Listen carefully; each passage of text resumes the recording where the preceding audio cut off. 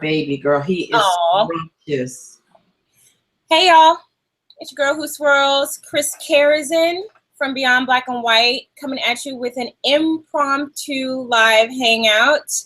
And just to preface, this hangout is not to perpetuate or continue any petty beefs.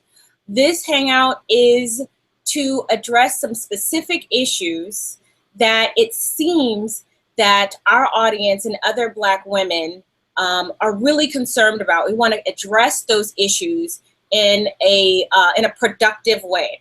So while there were some issues of some pettiness that have happened clearly in the last couple of days, that's not where we're going. We're not using this platform to pursue any petty beefs. We're using the platform and doing this quick little video to address some of the issues in more detail so that you can get your questions answered and listen to people who have actually lived that life and dealt with those things. And I once again have Breukelen Bleu, aka Kendall St. Charles, on the line. Kendall, say hello to everybody. What's good, everyone? We about to handle some business and talk some truths here. I'm really excited to have this discussion, Chris. Yeah, me too. Because offline, we were really able to bring some issues to a head in terms of what's really needing, the issues that need to be solved, and not just glossing over.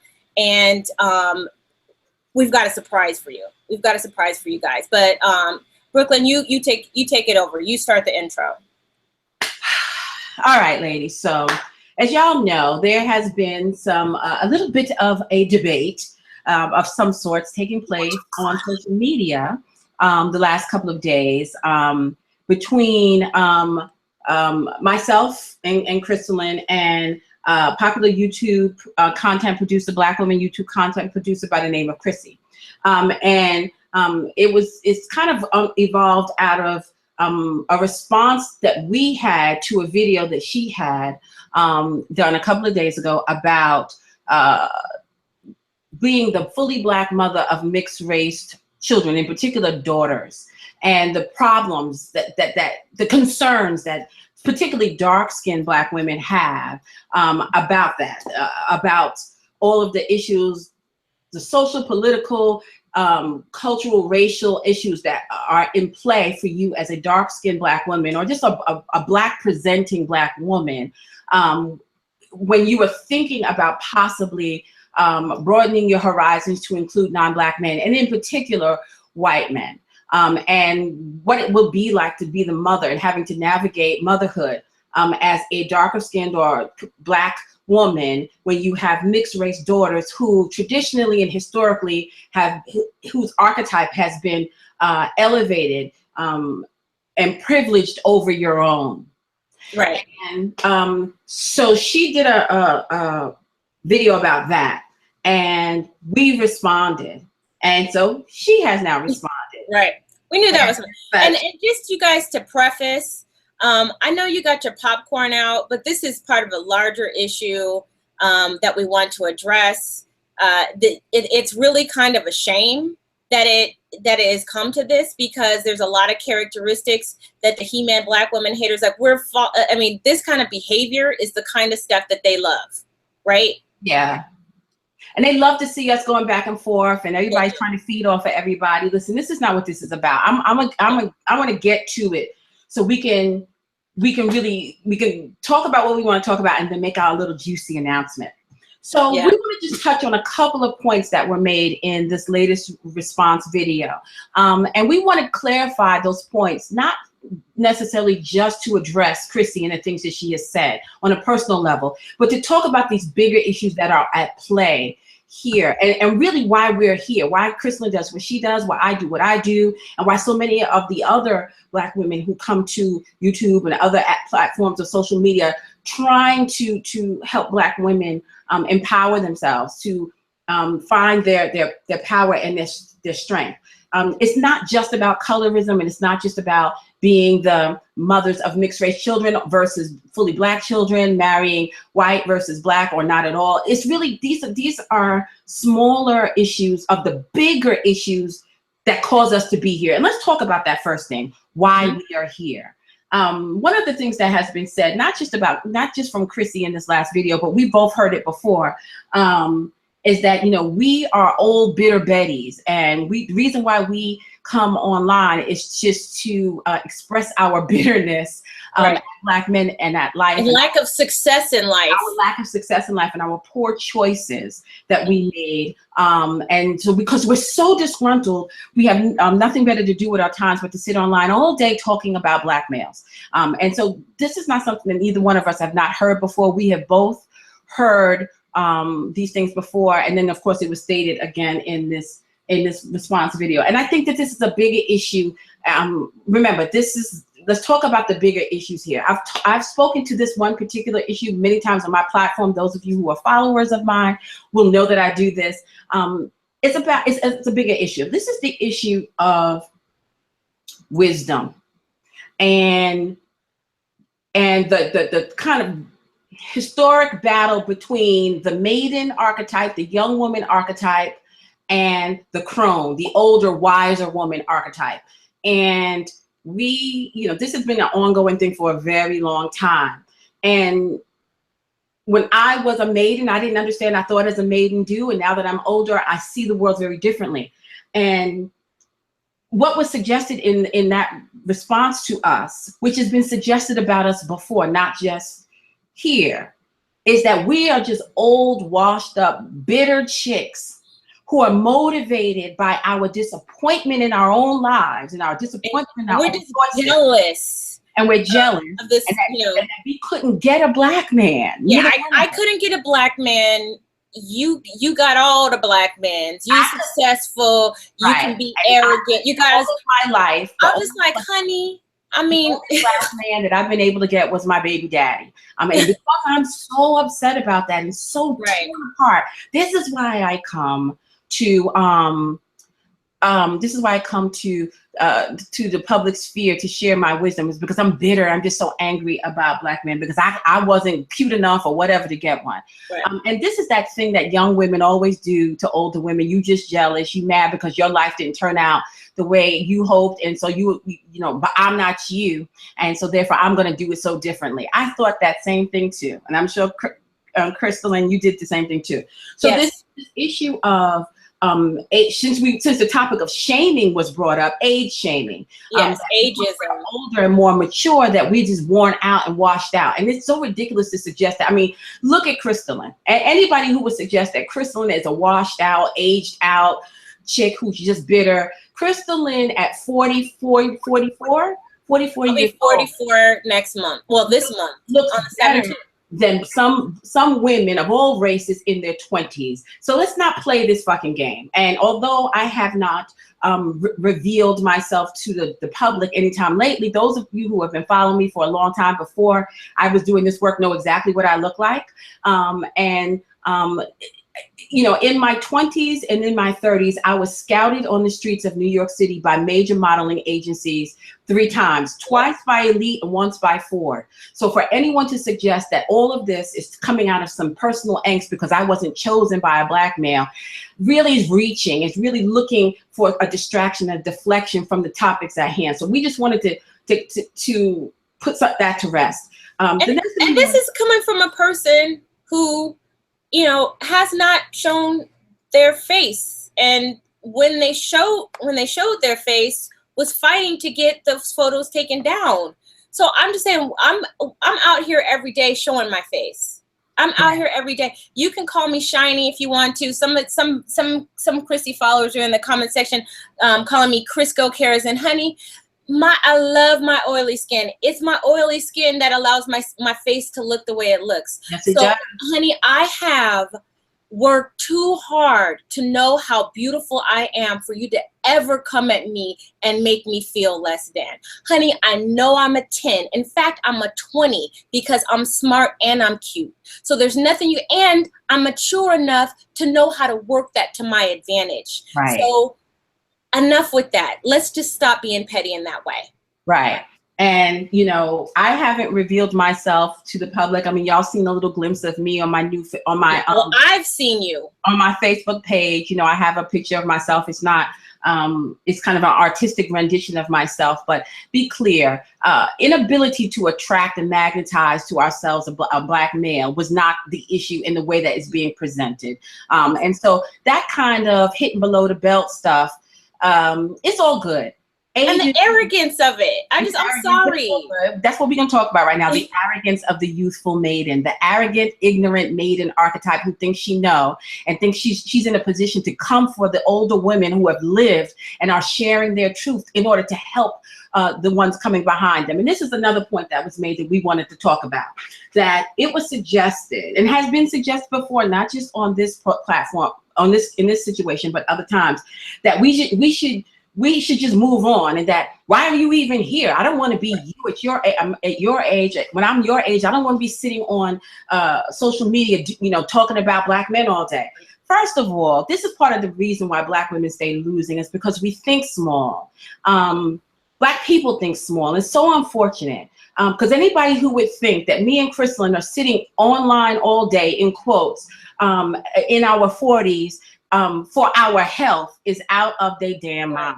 Exactly. We are doing this because this is our business. Right. We are content creators. We are entrepreneurs. And our business is in the healing of black women, just like so many others, just like other life coaches and brand ambassadors and YouTube personalities that do hair and makeup or talk life coaching or encouraging. Everybody has their own.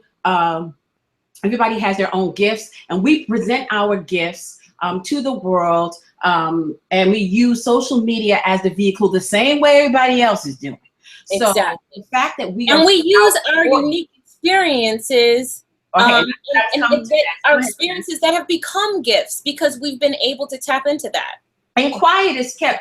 Part of the reason why black womanhood looks the way it does is because older black women did not do what they were supposed to. So see, what me and Crystalline are doing is what we're supposed to fucking do. Yes. You are supposed to, as you get older, reach back and guide those who are coming up behind you. So many black women fell off on the job in that way, which is why so many young black women coming up have no clue what's going on. They make erroneous decisions and life choices. And then the same community that provided them with no guidance will turn around and say, you should have chose better. How are you supposed to choose better if no one is giving you information so that you can make informed decisions? No one is telling you the truth and lived experience, so that they will not have to go through all of those trials and tribulations themselves. This is what you are supposed to do as a 45, 50, 60-year-old black woman, is to reach back and give something back to the young sister coming behind you. So for anyone to suggest that our presence here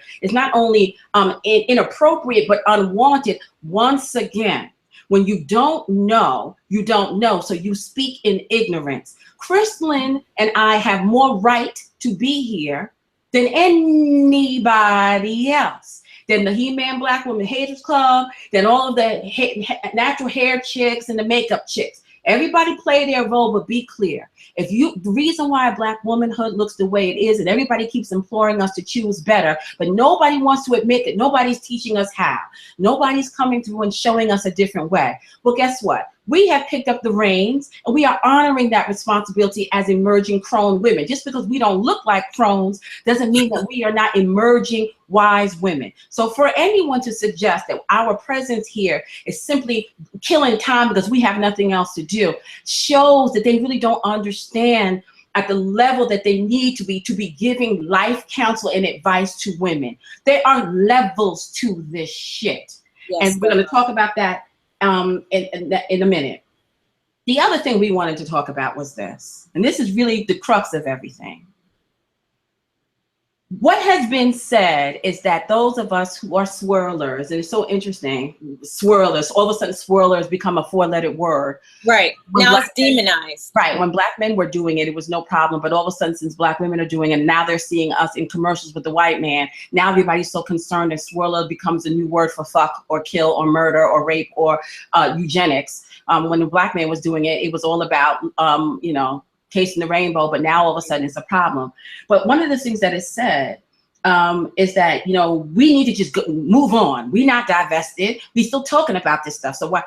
Listen, this once again, ladies, I am so glad. The reason why I am the way I am where I am now in my life is because I had the wisdom of a black woman who actually is not older than me. She's actually younger than me by a few years, but is wise beyond her years, who guided me through the transition, guided me up out of that conditioning and that hole, that sunken place that I was in, and has guided me for the past 6 years, not just personally, but business-wise, and has helped me avoid pitfalls, has helped me avoid snakes in the grass, have helped me strategize and move and keep going in ways that other women have not been successful at. And so the reality that you need someone to help you, guide you to success, is very real to me. It's a lived experience to me because I live it every day. I have a elder, and when I say elder for her, I mean wise woman, a crone wisdom woman to guide me through this process. And so I'm living out what I say because I'm still getting help. I'm still getting guidance. And then I'm turning around and I'm offering that help and offering that guidance. And one of the things that you learn when you are under the tutelage of a wise person is to see the world in a very different way than what you already know. Black women are very unstrategic. And we think we're so damn smart because we can articulate certain points really well. And we think because we got a couple of degrees or because we got a man or because we live in a certain zip code that we've solved the riddle of the damn Sphinx, when it's clear that we have not. If you don't believe me, just look at the collective of our demographic and it's very clear. It is very unstrategic what is going on now. And this shows you when you don't have anybody guiding you, when you think you know every fucking thing because for some reason you think that you figured out life and you smarter than everybody else, you do things and you don't even realize how you're fucking yourself up. And this is what we're going to come to here. Mm-hmm. It has been suggested by KsC in her video and by others, against us over the years, is that we hate other black women, we hate black people, we hate black men, we just hate. Let me tell y'all the truth. Y'all know that me and Crystalline, in a lot of ways, represent opposite spectrums of the same energy. Crystalline is light. She's marriage-minded, family-minded. She's girly, and she's light. You know, she's all about, the cultivation of feminine arts, the light feminine arts, growing a garden, losing weight, cultivating your beauty, and learning how to navigate the world in a way, pulling upon your girlishness, right, in order to achieve the things you want in life.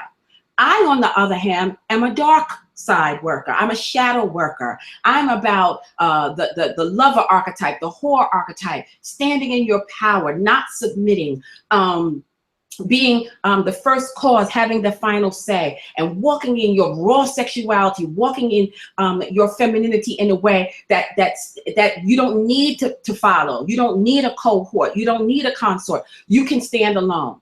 And me and Crystalline don't agree on everything. Crystalline's a Christian. I am not. I am as heathen as they come.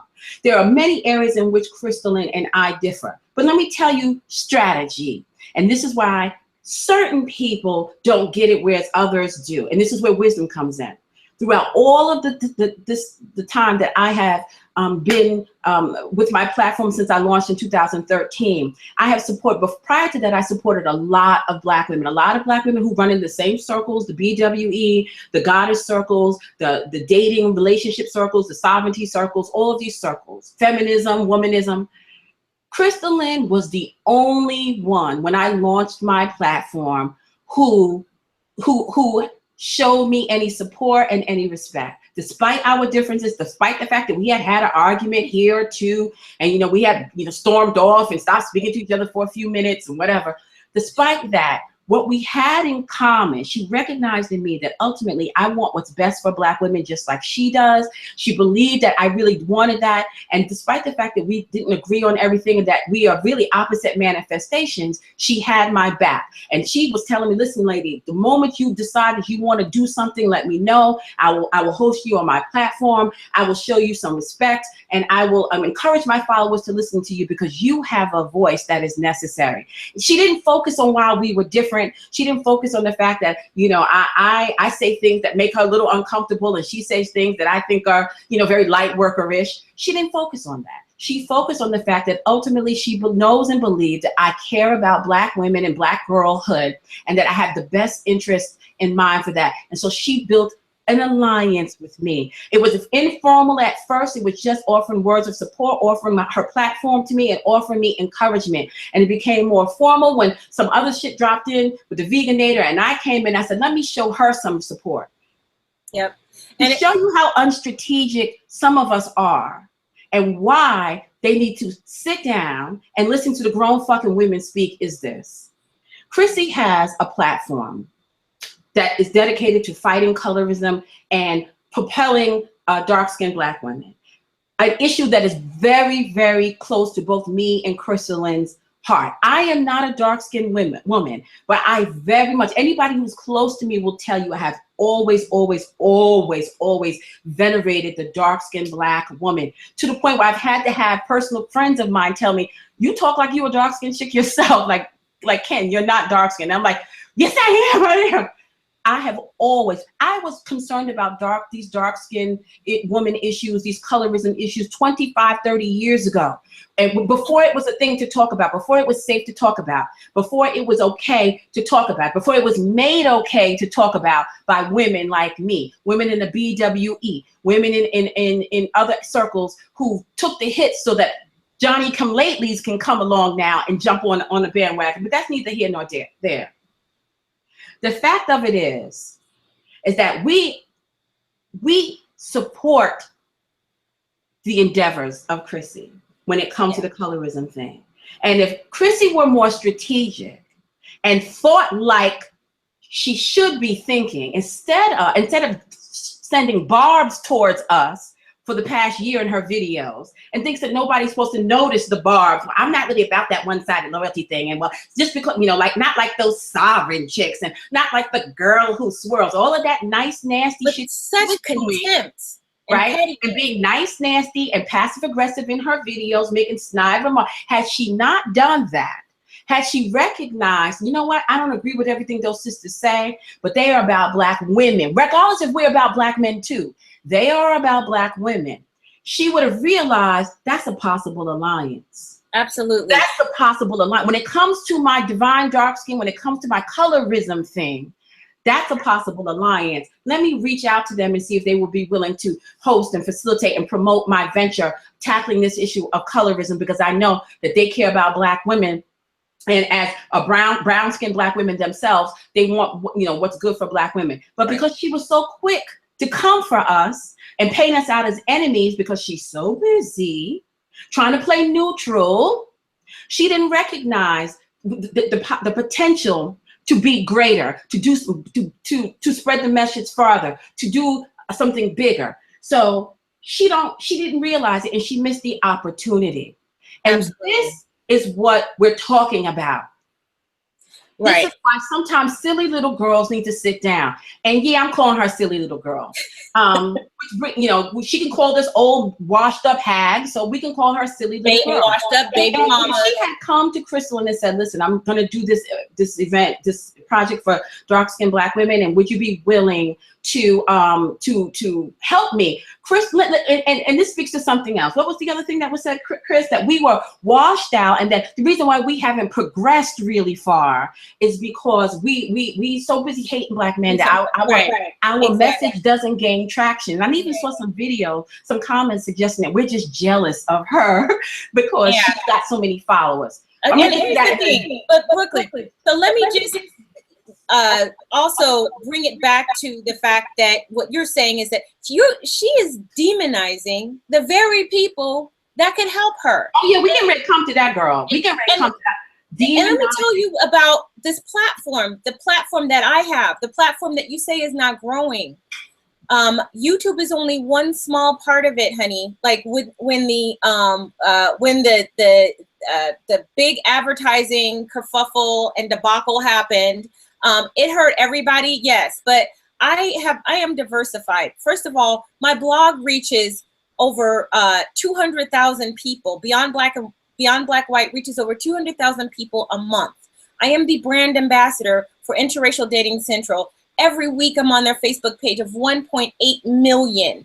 My YouTube has nearly 30,000. My Facebook fan page has almost 50,000. I reach a reach of 500,000 people a month. I could have helped you, Chrissy, and I would have helped you. And you wouldn't have been struggling, begging, complaining about how you couldn't get support. You would have had your money and you would have met your goal within days. Had you reached out to me, you wouldn't have had to be doing what you did, because I would have jumped on it and I would have lent my platform to you because I believe in what you're doing. But instead, you decided to side with people who have no idea what they're talking about when it comes to me or women like me. And because you are ignorant of my life and the resources that I have and the reach that I have, because you've just been on YouTube. You're just now going outside of YouTube. You would have met your goal within 3 days. If you don't believe me, look at how quickly I raise money for myself. Look at how quickly I raise money for other causes. Look at how quickly I can raise money for other people, for other causes that I believe in. You are demonizing the very person and the very group of people who could have helped you. Okay, you can go on. I'm sorry. I just had to. No, I'm glad you said that, because that leads into what I want to say. First of all, let's be clear. We have experience. And, you know, the comments that were made about us being washed up and old and bitter and jealous, listen, experience is the best damn teacher. And, you know, we're doing, like I said, we're doing what we're supposed to do. I share, particular on my platform. In the last year, I have had an increase in 2 specific demographics. Originally, when I first started on Facebook, I had primarily young, childbearing aged women in their 20s, mid-20s to mid-30s. In the last year, the 2 demographics that have grown the most for me are women under the age of 25 and women over the age of 40, okay? I can't begin to tell you how many people have reached out to me, especially older women, but younger women too, have reached out to me and said, where have you been? I was looking for you. So what we're doing is doing what we're supposed to do as older women. We are sharing our wisdom and our experiences and our counsels to younger women so they can avoid the traps that we fell prey to, and other women, even traps we didn't fall prey to, but other women that did. We're talking to women who are positioned in that same age group or same life circumstances as us, so that if they did make mistakes, they can course correct. And we are addressing older women. My mother follows my platform. She's probably listening right now. My mother's 73 years old. I have had women as young as 15 on my calls and as old as 75, okay? So we talk to the older women so that they can have a better understanding of what happened to them and their life choices, and they can begin to forgive themselves. Because so many older women are walking around feeling so depressed and sad because it's too late for them to do a lot of the things that we're talking about. They grew up in a different time. It was a different mindset. And many of them felt the things we felt now, but it was no place for it 30, 40, 50 years ago. So to believe that because we are experienced women that we have no value is a young woman's game. That's the silly little girl thing. And to ever suggest that because we are 40 plus, that there is no place for us. Let me tell you something. You're going to be 40 plus soon too. And everybody who's listening who is not already 40 will eventually be so, God is willing. So guess what? You really do need the older woman's perspective. Women who no longer have sugar plums dancing in their head and romantic ideals and notions about love and men and sex. Women who have lived a little bit, women who are experienced and know what from what. It's easy to sit and talk conjecture and idealize and romanticize what life is about. Older women done been through some stuff, we know, Right. and we can give you an insider's point of view. And the other thing I wanted to say is this: whereas Crystalline very much does show her life and different aspects of her life, I pretty much have come to the public sphere to talk about, to lend cautionary tales about my life journey and that of the other women that I know, to help Black women navigate and avoid the pitfalls of life. That's because I'm a shadow side woman. I'm a dark wisdom woman. That's my focus. It does not mean that every aspect of my life has been disappointing or full of heartache and heartbreak and unhappy and miserable. Yes, I've had some issues. I talk about the mental illness and the depression. So many of you have too. That's why I talk about it. Everybody's lying and hiding. I'm talking about, oh, Black women have the best self-esteem in the world. The numbers don't pan out, boo-boo. So I come and bring a transparency, and I bring a candor to the discussion that few are willing to do because they're afraid of being judged or being called the names. I don't give a shit if people call me names. I'm a shadow side woman. I own everything that has happened to me. And so just because you hear me talking about some of my experiences and negative experience, do not think because you've read a page that you know the whole damn book. Right. I step into my Breukelen Bleu, Kendall St. Charles archetype when it's time to do this work. When I'm not in this, doing this work, I come out of it and I go on and live my life. And so for people to suggest that they think they know everything about me, they think they know everything about my life because of the things I talk about, and then they try to string together the facts that I have given and draw a complete picture, thinking they know. You don't fucking know. And this is another mistake of the silly little girl and Black people in general. We get so glamored by glamour. What is glamour? Glamour is illusion. Glamour is what people show you, what they don't show you, what they highlight, what they pull back, how they present themselves, what they say, what they don't say. Black people are really, really caught up in that, which is why the pulpit pimp and the pulpit politician and the pulpit pastor are so prominent in the Black community, because all they have to do is sprinkle some pixie dust over a bitch's eyes and she believes anything they say. All they got to do is put on some lipstick and talk about wearing a pink hair bow, and they believe anything she said. They don't understand that everything is not as it seems. Don't believe and assume that you're getting the full picture. So to suggest, which was suggested by KsC and by some of her comments, and has been suggested in general. I've seen threads on Lipstick Alley about me. I've seen these commentary about me. Of course, we have the normal He-Man Black Women Hater Club who make their videos, who think that they got the full picture of who I am simply because of the things that I have willingly contributed. Glamour. Y'all are so easily glamour. You don't know anything about the fullness and rightness. And glamour by people who you can't even see. I mean, somebody could tell you that they're living the life, and if they say it in a way with an accent that you like, or with a cadence or something, they can just tell you that you don't have to have evidence of anything. No, you don't. But you'll believe that. Right. And let me tell you something. We're going to move on from this point in a minute, but you know, a couple of days ago, the young woman Makiva Jenkins was killed by her. Was killed, and it's now being thought that she was set up by her husband for life insurance. But right prior, a couple of hours before being murdered in her own home by a masked gunman, and we put that in quotes, she had made some posts about how she pulled herself out of poverty. Just 3 years ago, she was homeless, and now she's making 6 figures. She actually posted a check. She blocked out some of the information, but a check that she received for $20,000, and she was celebrating her wins in life and the fact that she had leveled up and that she was doing better in life. And initially, when she was attacked, it was, you know, thought that perhaps someone who saw that those posts targeted her and came and hurt her. It's probably that's not the case, but it very much could have been the case. And so this is the reason why it is not pertinent to show every detail of your life on social media. And y'all are not going to compel me to feel like I got to show and prove to you that my life is so fantastic by showing you the intimate details of my life and my financials and every little thing that's going on in my life and make myself vulnerable to put your minds at ease. This is foolishness. And once again, it's more Black people glamour.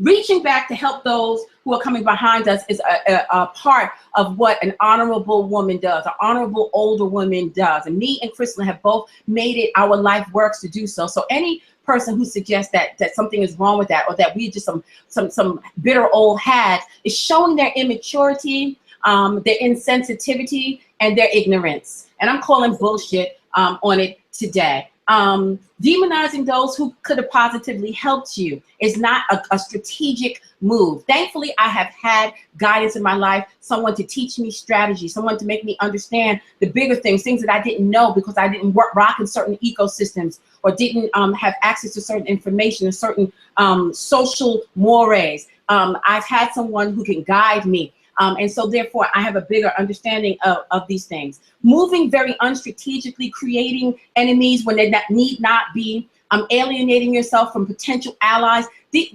is not the machinations of a wise woman. It is not. Right. It is not. And I'm living proof of it, because Crystal and Show extended an olive branch to me despite our many differences, despite us having had a few tense moments, heated debates with each other publicly in the past. I remember those. Yeah, she still came to me and said, you know what, I believe in what you do. My platform is yours. As soon as you get ready to launch something, let me know and I'll be there for you. And that is what true sisterhood is, and that is what wise women do. We put aside salty feelings, we don't focus on the differences, and we focus on the commonalities. And KsC, in her quickness to try to declare herself all-knowing with her little smug self, thinking and carrying herself like she just got it all together. And she's has the final say and the final word on everything. Really doesn't understand strategy. So once again, silly little girls lose, grown women win. Let the grown women speak. Let's come to the next one. Well, let's talk about, just really quickly, reaching back to help others who have experienced this. I want to use this as an example because we're talking about Black women, but let's just put it into a larger perspective.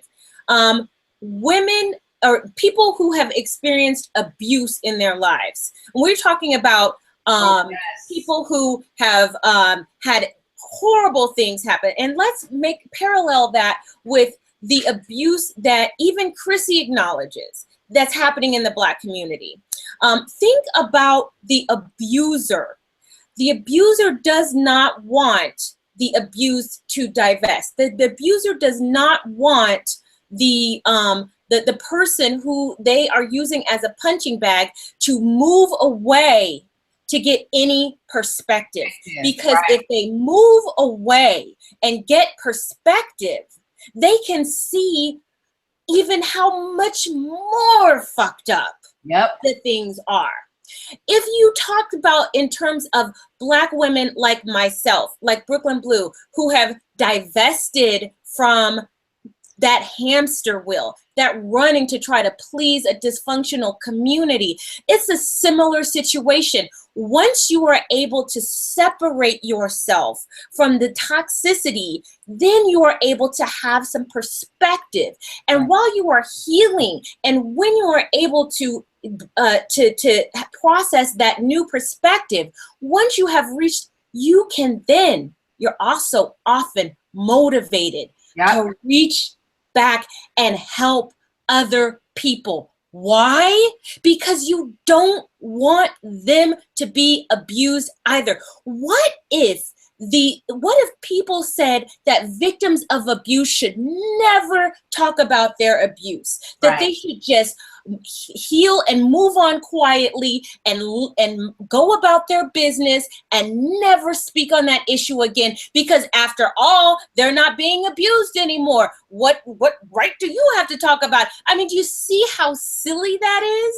So when you think of it in terms of a woman like me, a woman like Breukelen Bleu, who you turn away, who you are demonizing, the group of people who can reach back and help you and have that perspective, because like you and like the women and girls that you're trying to help, we've experienced that same abuse. Honey, let me tell you something. You can't sit up here and say you've never been hurt by a Black man, that everything has always been so great, and then be inspired to write divine dark skin? How does that even work? If everything has been great and everybody thought you were beautiful, KsC, and that everything was wonderful and everybody elevated you and you were on a pedestal, what desire would you have to do divine dark skin? If it was all easy and good for you, if you were never hurt, come on. We are inspired by our work based on our painful past experiences.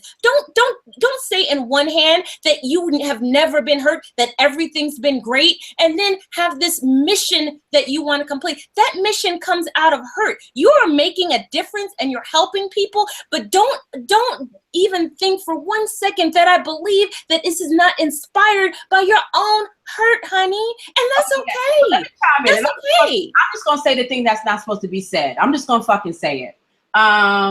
Let's just say, you know, the accusation to us that, because what was said, and this is verbatim, so don't think we just making stuff up. This was said that we are just jealous because we couldn't get black men, because we been ran through, because we couldn't find the love that we wanted with black men. And this is why we spend so much time focusing on black men.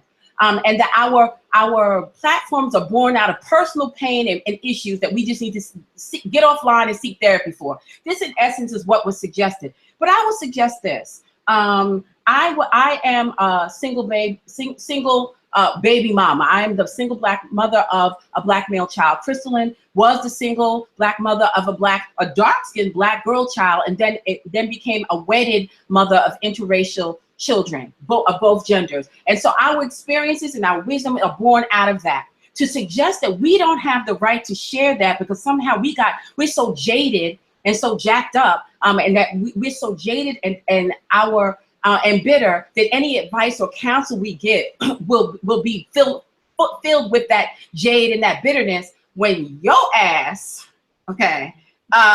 is very dark skinned and is not in any way considered classically beautiful within the black goddamn community. And so out of that experience, you decided to create a platform to address those issues that you personally and women like you have experienced. And so therefore, it was born out of the pain of your experience as a dark-skinned, not what is considered beautiful black woman in the black community by any means. And so therefore, to suggest that something is wrong with us for using our experiences to help black women, but you're just fine, that you are justified in using your experiences to help black women, is some bullshit. The double standards are really ridiculous. It's really ridiculous. What makes you give the right to say that? Because you date black men? Because you date black men, that means that you can help black girls and we can't? I mean, seriously, what is your distinctive honor? What is your past that makes you qualified and us not? And here's the deal, not for nothing, but since, you know, I'm gonna leave that one alone. I'm gonna leave that one alone. We're gonna leave that one alone. I'm gonna leave that one alone. And let's talk about something else. Since we're so emotional, because everybody said, oh, those old hags are over there being so emotional. We weren't being no more emotional than we always are. I talk this way every time I talk. Anybody who follows me knows it's how I talk. You talk this way. But let's talk about emotions. Shall we, Miss Breukelen? Let's talk about emotions. Yes, let's do it. It is being suggested that we are being hyper emotional and using our emotions in an inappropriate way to jade black women and to lie to them and make them think that white men are the answer for everything. Let's talk about tapping into emotions. But here is the real deal. You know, when I went to the response video, someone sent it to me. I wasn't looking for it. Someone sent it to me. And I didn't even listen to it initially. But so many people were sending me stuff. I said, well, let me go and click on this video. So I listened to the video and then I scrolled through the comments. And there were some people under the comment section who I've never seen before, that I do not know, who were very, very excited to see this response video. That's right, girl. Get them hoes. Clap back, KsC. That's right. And it was so personal. They were so angry. Like, I was like, well, do I know these chicks? Like, it's very, very personal. And so while me and Breukelen were talking about it, I said, what is it? What is it? Why some of them are so, she could have said anything. As long as it would have been against me or Breukelen, they would have been happy. And I said, why are they so happy? What is it about us that triggers these women so badly? Let me tell you what it is. Emotions. Mm-hmm. The fence sitting handmaiden, there's still hope. I'm gonna be objective. Let's find balance. Shit taps into the emotions of Black women, and not just about hope. Let me tell you what it's about, and it ties into what I said in my why fence sitting Black women hate swirlers so much. Black women hate women like us because the perception that they feel, the reason what they hate us, not because we talk about dating white men or not having Black children. They hate us for something that's much deeper. And this is why these conversations need to go deeper than the crap that's being spewed simply online, like this is the beginning and the end of the discussion. Black women in general can't receive a message like Crystalline or mine or Isadora's or Simone's or somebody at the BWE, Muslim Bushido, Evia, Halima, some dark goddess. The reason why there's such a visceral, primal hatred of us is because those Black women feel, we are tapping into an emotion that Black women feel. And they feel that what we are saying is asking them to turn their backs on their natural feminine maternal instinct to caretake and care about other people, to caretake and care about, and specifically Black people, and in this particular situation, dark-skinned Black women. It sounds like they're saying that we're telling you to become cold monsters who detach yourself from any feminine nurturance that you have, any maternal instinct. And as a group of women who have historically been told that we are not feminine and we are not women, and have had our maternal instinct and our motherhood questioned and maligned and demeaned, it taps into what they feel is us othering them, robbing them of this need to nurture, to care for. The same reason why we Black women are always rushing to become social workers and nurses. Why we are always in the helping professions, because we, as most women do, this is across the board. Women are naturally, this is part of our makeup. We are designed to care, to nurture, to heal, to fix, to support, to cultivate, to grow. And that natural impulse in Black women is indeed natural. And so when we come along and say, listen, I need you to override that impulse because there are unique circumstances going on that make it necessary for you to do so. What these women are hearing is that we want them to turn into monsters, that we want them to not care about Black girls, Black people, not care about the larger issues of white supremacy and colorism within the white systemic structure, that we are trying to once again strip them of the last little bit of femininity that they have, the instinct to nurture, to care about people who are hurt, who are ailing, who are being mistreated. And this is why there's such a visceral response to me and Crystalline and women like us, from women who I've never even seen before. I've figured it out. It's not just the struggle, sister through the sun thing that I talked about in curtain number 2. It's not just you mad because we are rejecting what your womb produces in the Black male. It's even deeper than that. What these women, the reason why the women who support KsC and Sin and all these other women, why they so viscerally hate us, why, I mean, anything that seems to talk about anti-swirling, they run to it. That video that KsC posted today has, I don't know, at the last time I looked at it, it had like 7,000 or 8,000 views. They're flocking to that video. That's right, KsC, tell them bitches off. Why are they so invested in KsC supposedly telling us off? Because what she offers them is a reprieve from what they feel we're doing, which is attacking their need to nurture and care about and to fix and to help their own people and in this case their own selves, their women, their own image, the dark-skinned Black woman.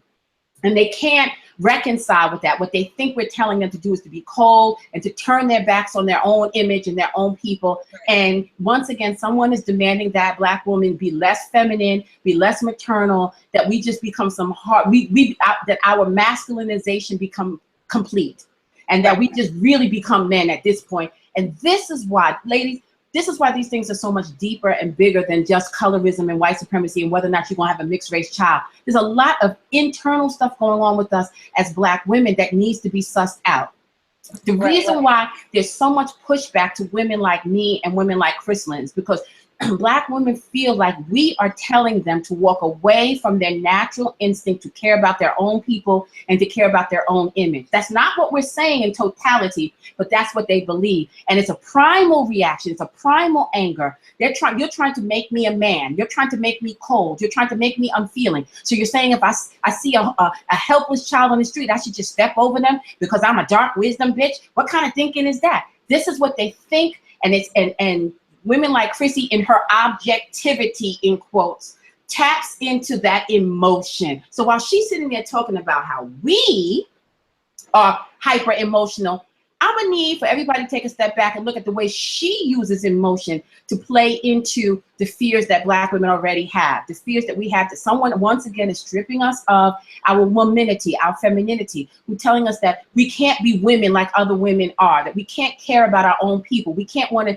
have children that look like us, and the reason why they love that message, and they, even though it's a mixed message, even though it doesn't leave them any real options, they flock to it because it taps into this fear of being stripped of what is left. What is left? They took my beauty from me. They took my man from me. Now you're trying to take my babies from me too? This is what is going on. And this is why those women under that video and under the other He-Man, Black Women Hater Club, and Handmaiden videos, they're more angry at us than the dudes are. Right. They're angry at us because they think we're trying to strip them of the last remaining vestiges of their femininity and of their womanity. And that is not what we're trying to do, but that's what they think. And they're so busy grasping onto those vestiges, they don't realize there's an alternative. They don't even want the alternative. So while people are sitting there saying that we're being so emotional, look at how excited some of the comments under her video were. That's right, KsC, confident, with the exclamation points. I see a lot of emotion there for people I've never seen before. Women that they've never commented under my videos. They don't frequent my platform. They've never taken my events. They don't even know everything that I talk about privately with Black women. But they're so triggered by me and what they think I represent, and triggered by Crystalline and what they think she represents, that anybody who comes against us is seen as a friend. And even if that person in the end is going to cause them to get got, there's a lot of deeper stuff going on here with us as Black women that are not being addressed by simply just addressing the surface issues of colorism. There are more going on here, and why we are afraid of dating out, why we're afraid of having mixed race daughters. There's so much more going on here that is not being sussed out in these passive aggressive little retorts and personal attacks on us because of our age and because of our life circumstances. Right, and I wanted to just pull back for a second too. I can hear myself. Let me mute, because go ahead and mute me, see if that helps. Yeah. Okay. So I want to just piggyback off of what Kendall said and talk about how this expectations that since we have sort of jumped the fence, that we no longer care about what's going on in the Black community. There was also this accusation that I, as a mother of a dark-skinned Black girl, I don't really care about Black girls, dark-skinned Black girls. I find that astounding. Here's what my position, being straddling the fence, has allowed me to do. Here's what my position as being married interracially and maximizing my options and choosing the best man for the job has allowed me to do. It has allowed me to have the flexibility to pick and choose what issues related to the Black community I want to address. It allows me the time and the resources to dedicate myself to things that I'm passionate about. And some of you guys, it's 2017. Some of you guys don't know this, but I've been around since 2010. You know what I did in 2010? I did this little thing called No Wedding, No Womb. If you look it up, it's noweddingnowomb.com. If you Google it, you will see that what I decided to do as a person who had the resources and the time, I decided to address an issue that was not addressed really in any concerted way in the Black community at the time, and that was the 80% out of wedlock birth in the Black community. Nobody within the community was really addressing this in any real way because people got their feelings hurt. People were worried about offending somebody. They were worried about losing votes. They were worried about losing support and losing money. I didn't give a shit.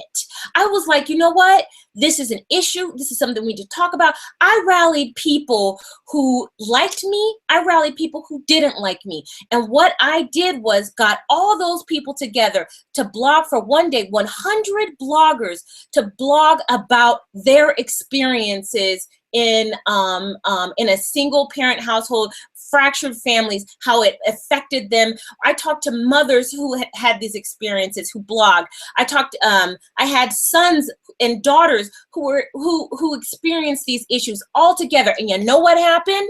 The first night it launched, 100,000 tweets on Twitter, 100,000. It was covered in the Associated Press, Ebony, Essence, Chicago Tribune, everywhere. It went viral. And you know why I did that? Because out of my mistakes, out of my pain, out of me overcoming and me having the resources and be able to get away from the shit and have some perspective, I was able to affect the change. You know what?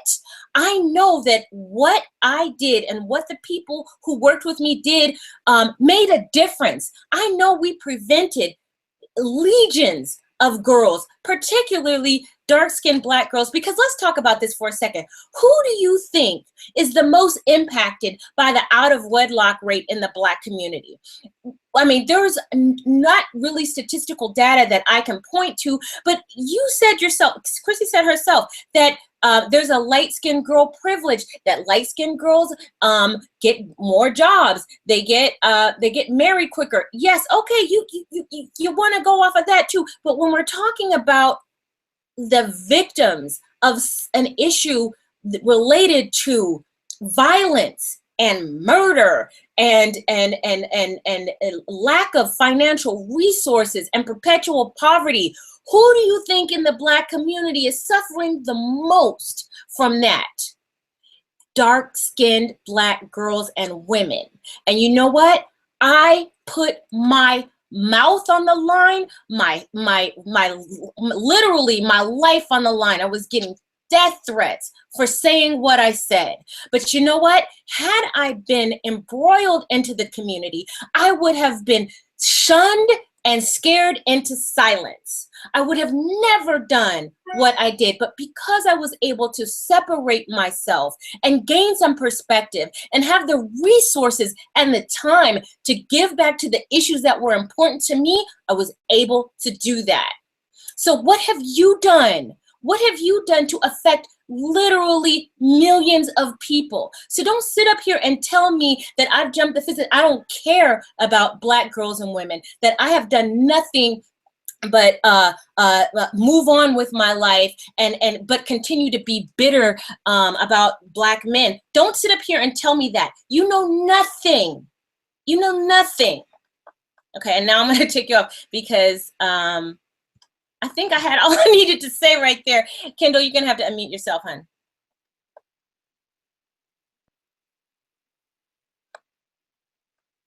Kendall? I'm coming.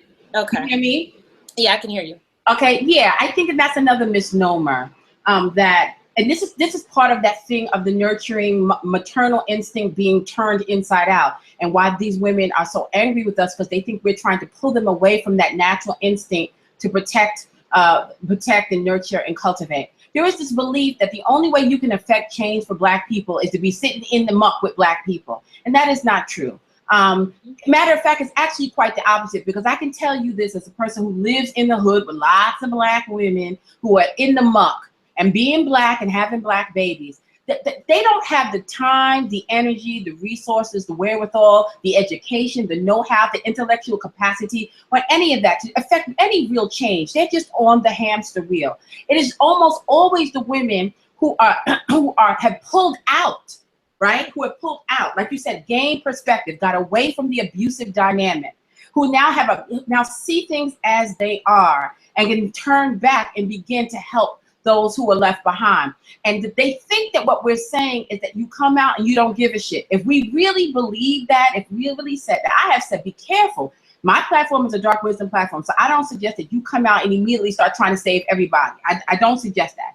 But I myself have made it my life's work, at least up until, you know, at this point in time, to reach back. And so the people who are best positioned to affect change are the people who are outside of it, not the burdened, beat down Black woman who's, you know, in between two baby daddies and one ex-husband, who's, you know, trying to go through school, finish her degree, take care of 2 children, deal with an aging mother and a sister on drugs. Those are not the women who are able to affect change and to deal with these issues of colorism and the bad press that Black women get. It is the women who are outside of it, who have the production and the problem solving and the protection, that can then look back and say, because they have the time, they have the resources, they have the energy, and they're not in the thick of it where they're constantly being pulled. Their heartstrings are being pulled to the point where they can't think straight. So this belief that you have to be in it in order to be of it is some bullshit. Oprah Winfrey is not married and has no children. And the amount of money that Oprah Winfrey has poured into the Black community. And let me tell you something, I have a close family member. Black people don't like Oprah, and Black men don't like Oprah. And they won't like Oprah because they swear that Oprah back in 1983 had an episode where she gave Black women the floor to talk shit about Black men. What they don't say is how that Oprah has sent tens, if not hundreds, of Black men to college. She had a whole episode where she had nothing but Morehouse graduates, nothing but Black men on there who had graduated from college. And let me tell you something. I have a family member who has worked in Black academia, has worked in Black world, and particularly Black academia, in the fundraising and gifts and offerings world. And I can tell you that Oprah Winfrey has given millions. Some she's as a donor, she gave, you know, put her name on it, but much of it she was an anonymous donor. And a lot of those most of the money that she gave was to Black HBCUs and Black schools. She's built schools in Africa. She started programs. She's encouraged people to read. And whatever issues you have with her, you don't like her, she has reached back and helped and affected Black people in ways that the average struggling single baby mama never would have been able to do so. Right. Yet, according to the mindset that a lot of people have, the single struggling baby mama is more for the cause than Oprah Winfrey, because Oprah Winfrey don't live in the hood. And this is a misnomer, and this is part of the reason why Black women are so afraid to leave. Listen, let's get to it now. People are saying we misunderstood what KsC was saying, and we read her words and misused her words. No, we contextualized what she said. Ain't nobody dumb up in this bitch. While she suggested she was being objective, anybody with any sense can see that's not what she was being. She's very cynical about Black women interracial relationships. She's very cynical about our options finding love and peace and happiness outside of the Black community. And she did 3 response videos to my Let's Make a Deal video, where she was focusing on how it's not possible for Black women to find what we're looking for outside of the Black community. So don't pretend, don't insult everyone's intelligence. Pretend like, well, she was just being objective. She was not being objective, and we're gonna get to objectivity in a minute. But she was not being objective. It's clear. She don't particularly care for swirling. She don't particularly care for the notion that Black women should seek out non-Black men as an answer to the problems that we are facing, the challenges that we are facing. It's clear, and anybody who follows her platform, and listen, I have not listened to every single one of KsC's video, but even me, who's listened to several of them, it's clear her position on that. She can talk about being balanced all she wants. The tone that she uses is very clear. And the issue that I had with the video, the original video that she did, not that she brought up the topic of dark-skinned women have these thoughts and need to work those thoughts out. In her supposed objectivity, what she did was back Black women into a corner. And of course, in her response, she said, that's not what I did. There were Black women who said they're going to do what they want regardless. But that's, like I said, small thinking. Right. I'm talking about the bigger picture. It's like she said that you can't have mixed race children in a vacuum and expect for it not for them not to be affected by the larger situation. I'm going to put that same thing back on her. You cannot suggest your objectivity is in a vacuum and that it's going to be truly objective in a world that's never been objective for Black women. It's never been fair for Black women. So to supposedly be objective and present both sides so-called equally in a world where Black women already have a tendency to be afraid, okay? Context. Black women are already afraid. We already been told that nobody else wants us, that we're only a bedwench and a fetish, that that they won't marry us, that nobody cares about us, that they didn't build that patriarchy for you, so you won't have access to it, that when shit hits the fan, all of our non-Black husbands are going to turn on us, that they're going to all suddenly become racist and leave us to die in the Hunger Games.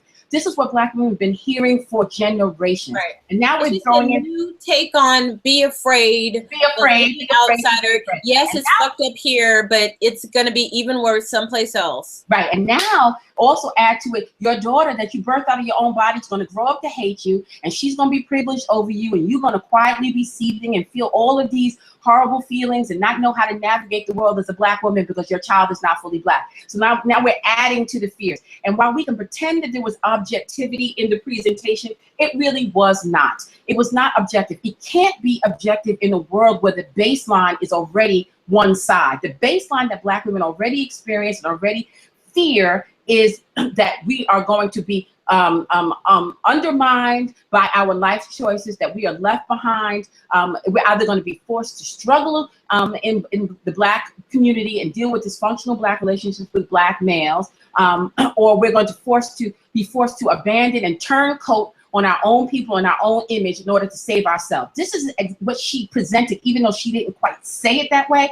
And it was clear. She said that I cherry picked some of the comments. I picked the comments because the comments that was said, because what I have learned doing this work, and see, because I do this work on a different level than her. I don't just have a YouTube platform. YouTube is not my platform, okay? YouTube is just a tool that I use to reach Black women. My platform is something separate. And so because I do work at a much deeper level than she does, I have a deeper, keener insight to the machinations of Black women and what we think, what we fear, our quiet fears, how we interpret things, how we take what is said and twist it, how we apply it to what we already believe. I know that because I am a shadow side woman. And so I recognize that there is no objectivity in a conversation like that when the Black woman is not being objective herself. She's not objective. She's already fearful. She's already been conditioned. She's already been told nobody wants you. Your daughter is going to grow up to hate you and think she's better than you. She's going to replace you. Your husband doesn't really want you. You're just a slave fetish. She really thinks he just wants to have sex with you because you have slave hair. This is the conditioning that Black women have. So we're not starting off in a neutral space. So anything that's presented to us is not going to read as neutral. It's going to lean heavy on what we already feel and fear and think and believe. And so the reason why I took issue with what she said, even though she declared she was being so objective, is that I know how it will be interpreted, not by necessarily the women who click and like the comments, the ones who don't, the ones who are quiet, the ones who are just listening but don't say anything. They don't comment, they don't like. I know that they're going to say, see, this is what I was afraid of. She's saying that if I venture out, that I'm going to have children that are going to grow up to hate me and contribute to the overall problems that Black people have. I don't want to be a person who contributes to the problems that Black people have. So let me not open up my options. I know that that's what people will think, even if they don't say it, even if they don't support it. Right. And but also think about Kendall. Also, just to interrupt you for a second, something that we didn't even address, but I'm sitting up here listening to you. Here's how she's still selling the dream. Like, she can say, you know, she's on, like she said, she's a self-proclaimed Finch straddler, right? She's saying all of these things that we're saying. We're the Finch according to her.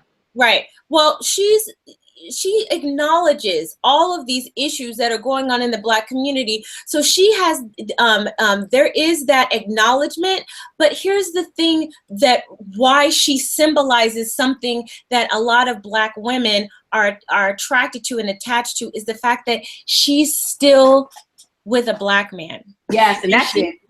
She's saying she's with this amazing Black man who treats her well, who's faithful, and everything these women truly in their hearts want. So she's saying, look, all of these things can happen, but see, if you still hold out hope, you can have, it's just this, you know, I don't speak on how fabulous my husband treats me. He does, but that's not why I do this. I don't sit up here and try to make it seem like I'm so superior because I have this man who has resources, who came from a wealthy family, who went to one of the best schools in the world, whose sister went to Harvard. I mean, believe me, there's a pedigree there. They have a family crest, but I'm not sitting around swinging that around, throwing it in people's faces. But the thing that she's able to do is talk about all these issues and still say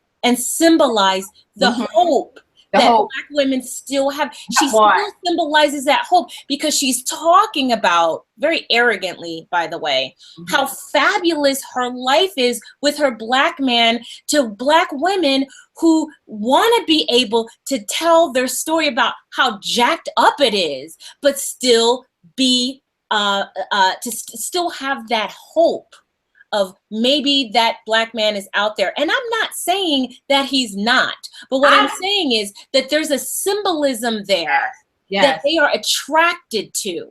And it's not, listen, if most Black women were open to anybody, right? Like what you say, choose character over color, then it wouldn't be an issue. But we know that's not the baseline that most Black women are working with. Stop fucking playing me. Like trying to pretend like we don't know what the baseline programming is. Like like when you buy a computer, the basic programs that come on that computer, don't act like the basic programming that the majority of Black women have is not to want Black love, to want to find their ideal Black man, want to create their ideal Black family, hoping the Black men will come back and lead the community, hoping that we will eventually right the ship and we're going to show these white women and these white people who we really are. Let's not pretend like that's not what most of us really think and feel and want. And that in itself is not a problem. It's natural to want that for your people, your clan, your tribe. It's natural. No one is stripping you of that. No one is saying there's something wrong with you because you crave that. What it becomes unnatural at some point is when, in the face of the reality that is not, the chances are not very great for that becoming real for you, you sit around and wait, and you exclusively wait for that. That is the issue. And so while people are saying, let's be objective, we're just being objective. I'm not telling them not to do that. I'm just saying these are the trials and tribulations on both sides. And by the way, I have a fabulous Black man, and he's faithful, and he's fine, and he's a model. Black women have been hearing. And don't you wish you were me? But here's the problem. Black women have been hearing for 200-300 years all of the weird things, all of the scary things about the evil white man. No one is talking honestly about that Black man. Let's keep it real. Anytime somebody tries to talk about the stuff that goes on with Black women and Black relationships with Black men, someone swoops in and tries to shut it down. We have been all inundated with warnings and cautionary tales. And see, that's what you're gonna get. And anytime a white man is found to be a serial killer or something, see, that's why you sisters don't need to be with these white men. You're gonna end up in his refrigerator. All of these cautionary tales about the dangers of the white man.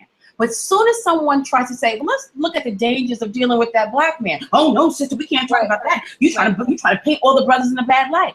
And that would be fine if those dangers were minor. The problem is those dangers present the most immediate dangers to the average Black woman's life. And that comes to another point I wanted to touch. There are levels to this shit, ladies. And I think one of the things that I realized why they didn't like what we were saying, why, like I said, why we represent something that's so triggering for them that they just want us taken out to shut up, you dumb bed-wenching bitches. Just shut us right, Chrissy. That's right, Sin. Come for them bitches. That's right, home goddess. That's right, whoever. Come for them, Lashida. Right. Doesn't matter who it is. The reason why they just want us shut the fuck up. This I'm talking about black women. I'm not even talking about the He-Man Black Women Haters Club.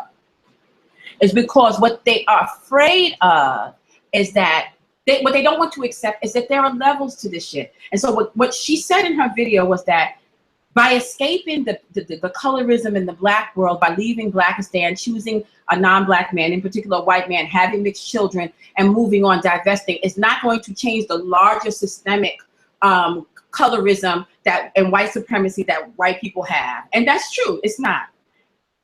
But when she says that, what that taps into for a lot of these women, which is why they hate her so much, is that they think that they're supposed to always focus on the larger issues that black women face instead of the more intimate personal issues. And so therefore, if they choose to focus on their immediate circumstances rather than the larger collective experience of black people, then they're traitors.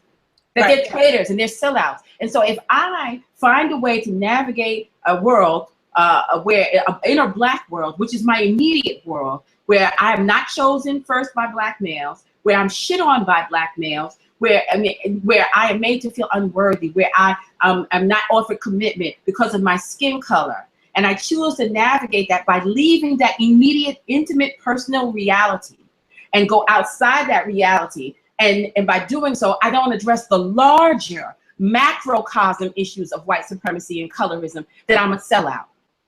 Mm-hmm. And the problem that I have with that is that black males have been deciding to choose themselves over those larger issues for decades, for hundreds of years. You know what? I'm not going to fix racism. I'm not going to fix colorism. I'm not going to be able to dismantle this white man system. But so I'm going to choose personal happiness instead. I'm going to go with whoever makes my dick rise, whoever flatters my ego, whoever gives me an inroads to the world that I want access to. So if that's a non-black woman, fuck it. I'm going to get where the white hoes at. Right. And he has had no problems navigating, leaving that first line. There's like circles within circles and within circles. And the bigger outer circle is white supremacy and colorism and all of those things, structural white supremacy and systemic oppression for black people.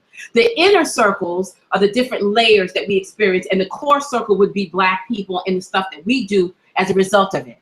Black men have given themselves permission to come out of that inner circle. You see it online all the time. The so-called educated lane, the He-Man Black Women Hater Clubs have decided that since black women have rejected them, they're going to go to greener pastures. They're going to get a passport. Fuck the black community. They're going to find personal happiness. Black people be damned. Let those bum bitch baby mamas burn in the hood with their thug lovers and their whore daughters and their criminal gay sons. Fuck the black community. I'm out for self. And they have been doing this for a very long time, and nobody said a word. But when black women are now faced with that choice, because we are naturally maternal, because we are women, because we are nurturing, because we want to fix and save and support and encourage and cultivate and grow, it becomes a bigger existential question. Do I choose personal happiness? Do I choose a personal out and not address the larger systemic issues? Or do I spend the rest of my life social justice warrioring within my community and at the cost of my personal happiness, at the cost of happy marriage, of healthy communities with healthy children? And black women feel like they're being made to choose between, and they don't like it when we come across and put those two choices. As long as the race woman social justice warrior, stay with your clan and work it out, was the only option, that was fine. But when we come along and offer a separate option, now you go into an existential crisis. Do I leave and save myself and my own children, or do I stay and worry about the bigger issues? Do I leave? We have survivor's guilt. We are afraid of leaving people behind. We are afraid that if we have mixed race children, what about all the little dark-skinned black girls like us, like we were 20 years ago, who are left in Blackistan? Who's going to care about them? Who's going to rally for them? Who's going to protest for them? And because we feel this quandary, it is a tapping into our natural maternal instinct to care. When we come along, Breukelen Bleu said, fuck all that shit. Choose yourself, divine, dark wisdom, sovereignty, bitch, out of here, level up. And you say, listen, put on, lose some weight, get your skin popping, and taste the rainbow and see what's out there. We present an option that they don't want presented.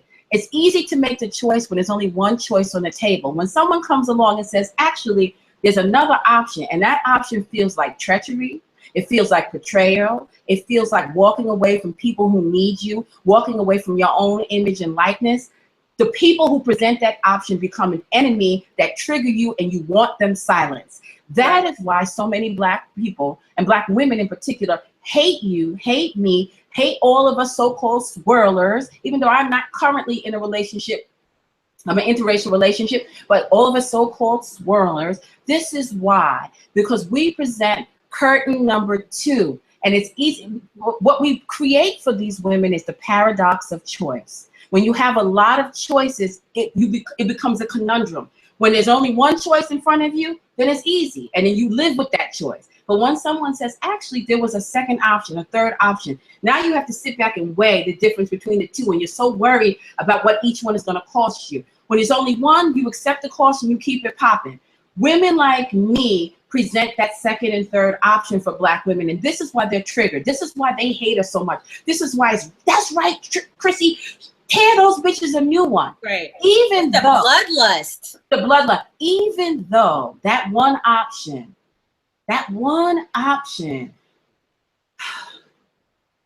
listen, yes, since y'all want to hear it, yes, it is possible to find a Black man and build a Black family and have Black love and have a couple of beautiful chocolate babies with kinky hair and live in a middle-class Black neighborhood and send your children to Black schools with Black teachers. Yes, it is. It is possible in the realm of all existence. Right. No one suggested that it wasn't. Will that happen for you? That's the only question you should be answering as a Black woman. That's the only question you should be thinking about when you're considering these topics. Why? Because no one else is questioning it for you. No one else is trying to make sure that the question is easily answerable for you. No one else is saying to you, this is the only choice, and look how great the choice is. I've set up a room for you in my mansion. Look how beautiful it is. Now come and live in this room. No one is doing that. So to be put in a position where the options are the broken one or the other one, meaning non-me one, is very scary for Black women. They want us to remove option number 2 off the table. That way they can go back to being what they have been for the last 100 years. The Black feminists, the social justice warriors, the Black Lives Matter, the Black love warriors. They can go back to that and feel right in their choice, that they principled in their convictions because it was the only option that they thought was available. When someone else comes along and says, actually, there might be a different way, they don't want that because now you have to make some really hard decisions. What matters most to you? And she said that our hatred for Black men is what motivates. Why don't we just admit that we're in competition with Black men, and we're salty because of how Black men treated Black women, in particular us, and so we just want to get back at them. Maybe there's some truth to that. I'm a dark wisdom shadow side woman, so I can admit, yeah, there is a feeling. Honestly, I'm apathetic. There was a point, because I think there's a phase. There's the phases of grief, and there's anger, and that anger can sometimes be turn into hatred. And I see that, Black women, some of them who follow me, they go through that stage of anger, and that turns into hatred. It's like they have allowed themselves to disconnect from an abusive situation, and they have perspective, and then they start to get angry. There was a point, because you realize that, once you took the red pill, you're just like, what? I mean, you look around, and there is an anger, but then it becomes just a apathy. You're just kind of like that. I'm focused on helping Black girls and women. That's what I'm focused on. I won't even say that. I'm not in the anger stage per se. And this is where the misconstruction comes, and how she misconstrues a lot of Breukelen Bleu says what she says because she's so angry at Black men, because she's been so hurt and harmed for Black men. What they don't know is I haven't had a lot of horrendous relationships with Black men. I'm a different kind of woman, have always been a different kind of woman. And so I rock a little different than the average woman. Does that mean that I haven't been disappointed or had my feelings hurt? Of course I have. But I never really put myself in the position to get really, really destroyed by a black male or any man, because that's just how I rock. Because of my own issues, you can call it my own personal issues, commitment issues, whatever it is. And so this belief that I'm just jaded and bitter because I didn't have what someone else says that I must have wanted from them, and now that's what's motivating what I'm doing, is not the case. You can very much feel what you feel. Part of the reason why I do the work, listen, I've never been sexually molested. I've never been raped.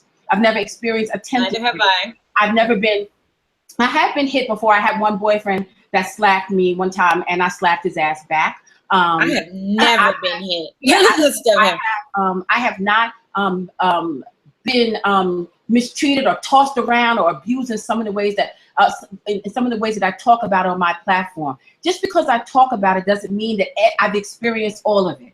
Right. I have worked with black women have empathy for those that do. Right. That for those that do. And so this belief that I must. Everything that I said is born out of this horrible experiences that I just can't reconcile with myself is some bullshit.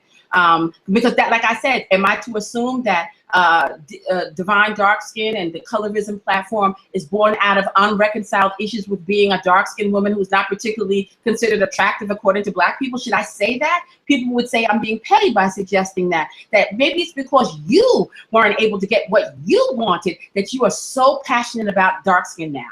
If I were to say that, people would call me petty and say I was hitting below the belt. But is that not what's being said about us? Oh, you're old and you couldn't get what you wanted from a man, and so that's why you were just so jaded and you were just in competition. Here is the deal. I'm a shadow side woman, so I'm a little different.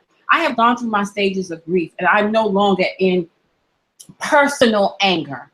What I feel is the anger of the collective of black women, the subconscious spiritual anger. It's a righteous outrage. It's a righteous it personally happened to me and I'm not over it, but because I'm dealing with black women every day who are still in the thick of it, who email me and say, I missed out on this opportunity. I walked away from this chance because of the stuff you're talking about. Black women who are in it right now. My husband is abusing me. My boyfriend rapes me. See, I see a different side of this story than most of you. And because I handle that behind closed doors, and because I respect the privacy of my clients and my patrons, and I don't tell all their business, I don't bring it all to the forefront. But let's just say that I see the dark side of this fixation on black men and black love. I see it. And so therefore my perspective is I'm a voice, a speaking piece for those women who don't have a voice. And to suggest that I don't have the right to do so, but while you talk about black women's issues and created a whole magazine to address them, is problematic. The other issue that is problematic is the thought that that there's a tit for tat here, that, well, y'all are just jealous and competitive with black men, and that's why you're saying, competition. First of all, black men have been in competition with us for eons. Come on, let's not knock it off. But is there a little bit of a payback in some of in my platform, mine, not yours, Chris? Let's separate. This is Breukelen Bleu, Kendall St. Charles speaking. Is there a twinge of payback in my message? Of course there is. Why? Because I am a crafty, sovereign-minded, dark wisdom bitch who is a devotee of the dark motherfucking goddess. And guess what the dark goddess does? When someone takes from you, right? Think of it as a bank account. Someone goes in and hacks your bank account and clears you out. So not only do you not have your savings, you had bills attached to the account, and because you didn't know, they tried to hit your account, and so you get all these overdraft fees, and they're hitting it and hitting it and hitting it. So not only did you lose what you had, you're now in arrears because you got all of these overdraft fees that were hitting your account because someone came and fucked with your shit, took your shit. When you go and ask for your money back, do you ask just for the money that was taken, or do you want all of those arrears covered too? Because someone else put you in the sacrifice seat, took from you, and you want to be paid back. Right. This is the mentality of a dark wisdom woman. This is not necessarily yours. This is mine. So is there some comeuppance in my message? Is there some of that? Oh, nigga, you thought you was gonna do me like this? Now let's see what I'm gonna do. Of course there is, and I'm unapologetic in it. There's no even Stevens here. And this is the difference between me and some of these other chicks. I'm not gonna play neutral after somebody's been kicking my ass. You've been kicking my ass for 1,000 years, and suddenly now I got to start playing by the rules. Some rules that now let's start fresh from here. Fuck that. And if Black people believe that, then how come they don't believe that with white people? Don't feed Black women a different set of rules for forgiveness about niggas than you do white people, because you're saying that white people, we should never forgive them. Right. For it. No forgiveness. No redemption. No, make these motherfuckers pay. And we delight in anything that we think is retribution to them for the things they have done to us. Yet I, as a Black woman, I'm not supposed to feel a little titillated at the thought that men who gave me their ass to kiss, who went on a global campaign to talk shit about me, who spread images and music lyrics about me, call me a bitch, a hoe, a thought, a trap queen, a skeezer, a freak, and all a busted baby, a goon, all of these things, that I should not take just a little satisfaction in seeing them get some of it back to them. The fuck out of here. See, I'm not playing and once again, that's another thing where Black women are expected to not have any emotions. Right. We're not supposed to be upset. We're not supposed to play by rules that nobody else all day talking about how awful we are and get a gang of subscribers, Black women included, to finance their entire lifestyle talking about how awful we are, but we are not allowed to express any emotions about anything. No, and we're supposed to come women who look like you who want to go around and police that. Right. And we're supposed to come and start playing by a set of rules and morals that nobody else is playing by. Why are we all, see, this is why I'm saying they're so busy worrying that we're trying to strip them and other them and strip from them their womanhood and their motherhood and their natural instinct to be women. They don't even see the way in which these chicks are doing it to them, the way these men are doing it to them. Because what they're saying is that you're not supposed to have the normal human response to abuse and neglect and abandonment. Right. And a campaign to destroy and to defile your image. You're supposed to come show up and say, okay, well, I forgive you of everything you've done. Now let's talk even Stevens now. Why are you to be objective in a situation where no one has been objective with you? That doesn't even make sense. Well, I want Black women to be extremely prejudiced. I want us to be extremely biased in our own defense. And I don't give a fuck if it's against white women, white men, Black men. I don't give a shit. Be extremely biased. We have been convinced and conditioned to be worried and biased against white men and white people. We have not been told to be biased in defense of ourselves against Black men. So people say, well, the swirlers and Breukelen Bleu, they want us to ignore all of the things white men have done and focus on what Black men have done. Do you really need more lessons on what white men have done? Right, I don't understand why Black people are flocking to this evil albinoid girl as if she's presenting anything new. Like we don't know about white supremacy. We don't know. Listen, that's how I know these people are just in for the emotional stroke. They want an emotional fix, because Neely Fuller and Dr. Ben and Dr. Clark and all of the Milana Karanga have all been talking about the evil albinoid for 50, 60 years. These niggas are not saying anything new. Yet you go flying to her platform swearing, or his platform swearing, that he's offering up some new information. Black people and Black women have heard everything about how horrible and how evil and treacherous white people and non-Black people are. Have there been any discussion about the devil, the spook who sat by the door, though?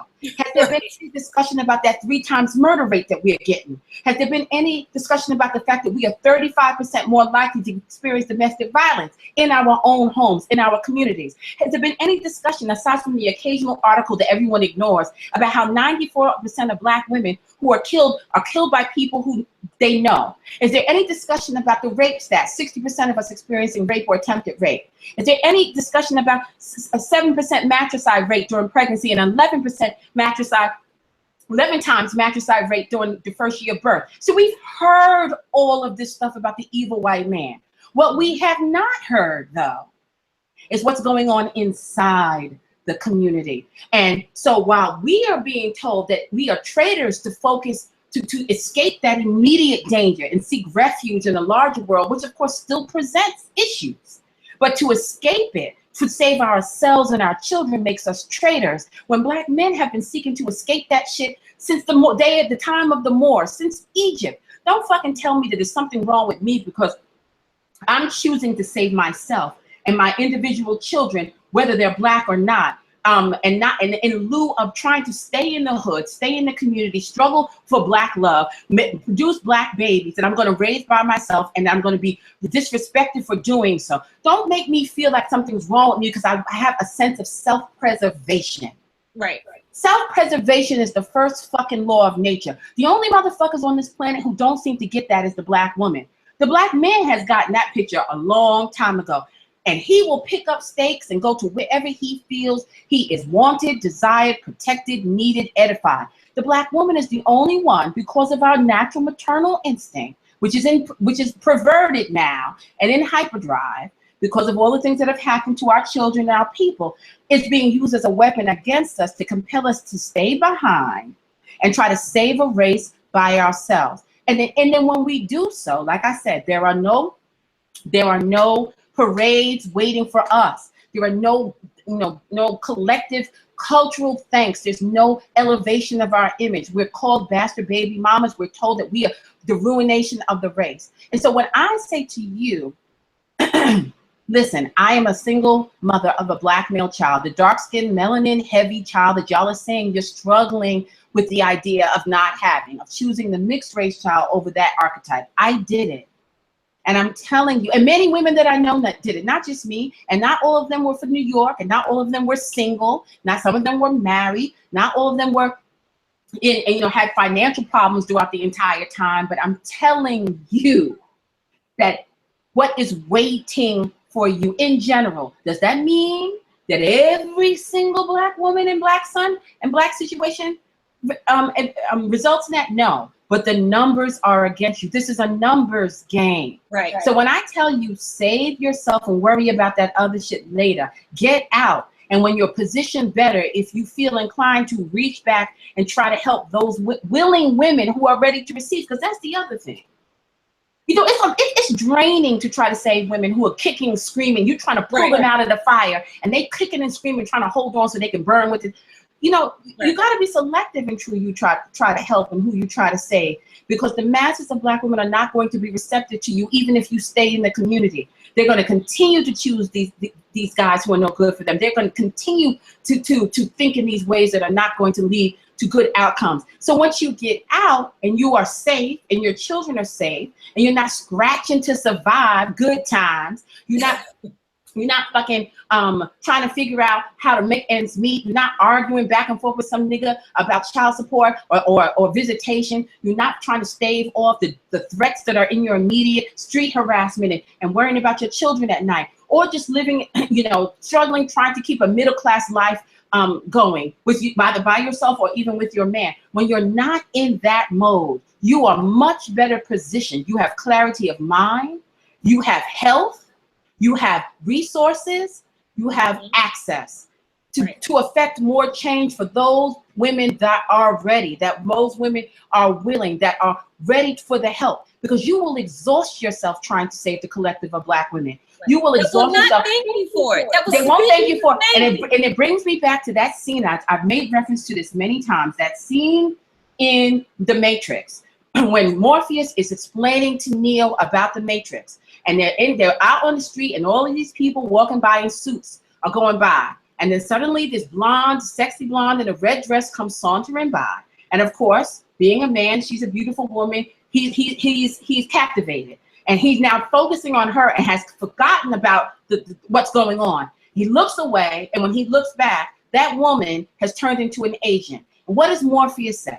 Morpheus says that while you're in the Matrix, anybody can become an agent. Anybody can become an adversary working on behalf of the system that you're trying to destroy. So you can't stop and try to save every single one of them, because they are inert. They are psychologically, emotionally, financially, spiritually dependent on the system that you're trying to break them free from.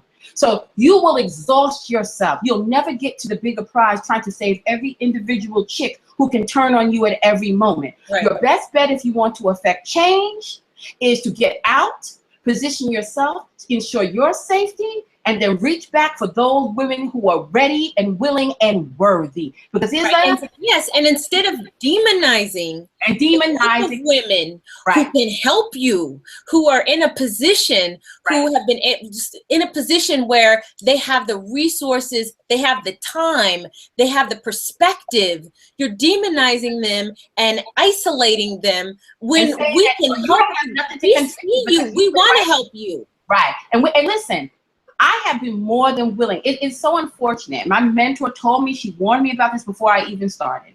My natural nature, despite when I step into my Breukelen Bleu archetype, is collective. I would love it if we could come together as Black women. If I could have gotten together with swirling platforms, Black womanism platforms, feminism platforms, dating coaches. I would have loved if the women that I supported when I was coming along before I started my own venture, that when I came along, we could have all come together and hosted retreats and panels and discussions, each one of us bringing our unique perspectives, even if we don't agree, to come together and create a sisterhood that would help affect change for Black women. And my mentor, before I started out, told me, don't do it. Don't do it. Unfortunately, Black women it's just not going to work. It's going to blow up in your face. Don't do it. And so therefore, I have followed that advice against my natural impulse, which would be to try to come together. I followed that advice with her, and I'm glad I did, because what she she told me has proven to be true over the last years. I've seen it over and over again. But it's unfortunate that we talk about white women and we talk about Becky and we don't like the Kardashians and we don't like all the things that white women do and how they're able to manipulate and whatever, but we don't study the white woman. We don't look to see how she is able to come together despite differences when shit matters the most to affect change. Yes. That's how the feminists were able to get shit done. This is how shit gets done. Even the women, even the 54% of white women who voted for Trump, they came together to affect change. Black women don't do that. Smile and grit their teeth and support each other. Right. That's what they do. Right. Being salty over differences. They're so, and it's not strategic at all. And so this is where the silly little girl thing comes in, because when you think you think you've made all the great life choices, so you haven't had any children and you haven't gotten hummed up with some no good nigga, you didn't get married to some bum nigga, you didn't get strapped down with some babies, and you got a corporate job, and so now you think you've arrived. And so now you think you are in a position to talk to all the women who have been through some shit, who are sharing their stories to help empower Black women. You think you're in a position to do that. What you don't realize is a bigger picture than what you see going on. There's so much more going on behind the scenes about why Black women are positioned the way we are, why we can never affect any major change, why shit doesn't really change for us, because we're so busy focusing and squabbling on this silly little girl stuff instead of finding the things that we find in common and bridging and creating commonalities over that. I would have been more than willing to do it with half of these chicks who now call me a fraud and a thief and a liar and tell the world that I stole their work and stole their platform. These are women who I supported before I started. I would have been more than willing, even as a dark goddess bitch, I would have been more than willing to band together with them. They rejected me before I could even think to come to them to ask them to do anything with them. This is what we see going on in this situation. So busy trying to set yourself apart and check a bitch, and with your little passive aggressive remarks, not even realizing you're alienating potential allies. If I had known what Chrissy was going to do with that DDR thing, the DDS, is it DDR? DDS, yes, divine dark skin. Divine dark skin. I would have celebrated and promoted her shit, even though I don't care for her personally. Right. I had known, and I know you would have done it too, because I sure would have. Willing to do it for me. You would have made her quota in days. In days. But because of the nastiness and the immaturity, because this is a sign of immaturity, little girl immaturity. And when I say little girl, I'm talking about the maiden phase. And I don't care if you're in your 30s. Plenty of women go into their 30s, 40s, 50s, still in the maiden phase, still thinking like a silly little fucking girl instead of a grown-ass fucking woman who sees the bigger picture. So busy trying to be objective. There is no objectivity for you as a Black woman. We need to get that shit out of our head. There's no balance. There's no objectivity. There's no playing fair. How can you play fair in a world that's never played fair with you? The whole system is rigged against you. You're going to play by morals and by principles and precepts that no one else is playing by, and you think you're going to win? This is why Becky wins and you don't. Becky understands the system. Becky manipulates the system. She cries white girl tears when it's necessary, and she pulls off her bra and says, fuck you. A woman needs a man like a fish needs a bicycle when she needs to. She steps in and out of archetypes to get what she wants done, and she puts aside silly little girl differences to band together for the greater picture, not only to affect her position collectively, but on an individual level. Black women can never seem to do that because of this shit right here. Right. There is no, let me say the final word on this bitch, because everybody seems to be so set on black women being objective. Well, I like KsC and I like Sim because she speaks to both sides of the story. Really? Did the He-Man Black Women Haters Club for the last 10 years speak to both sides of the story? Right. Did they? When you are left with children to raise by yourself at 72%, are somebody speaking to your side of the story? Are they caring about your side of the story? When you are experiencing domestic violence at 35% higher rates than white women, is anybody caring about your story? When you experience gun violence at rates that are off the chain, when you have HIV rates that are 20 times that of white women, is anybody else playing fair with your ass and trying to come and fix it and make sure shit is balanced and level? Come on, stop fucking insulting our goddamn intelligence. And this is why dark wisdom, and for my part, is so important, important part of this journey for us, because it gets you to stop talking all of that selective moral crap that Christianity and Afrocentrism and New Age crap has taught you about playing fair and light and love and do unto others and turn the other cheek. And you don't forgive them for them, you forgive them for yourself. You don't have to forgive a motherfucker for nothing. If somebody how about this? The moment Sally Mae forgives me of my student loans, I'm gonna forgive your ass. Okay. The moment my mortgage company forgives me of my mortgage, I'm gonna forgive your ass. The moment that my kid's college tuition gets forgiven and he gets to attend for free, that's when your ass gets absolution, and not a motherfucking day before. Everybody is trying to sell black women a different blueprint, a different set of plans, a different set of principles and morals to follow than anybody else is following. And then say, and if you don't do so, then you're not being objective. I will never be objective with people who have never been objective with me. I will never be objective with people who have called me a bitch, a hoe, a thought, and not just did it in the house. Sent that shit to Russia.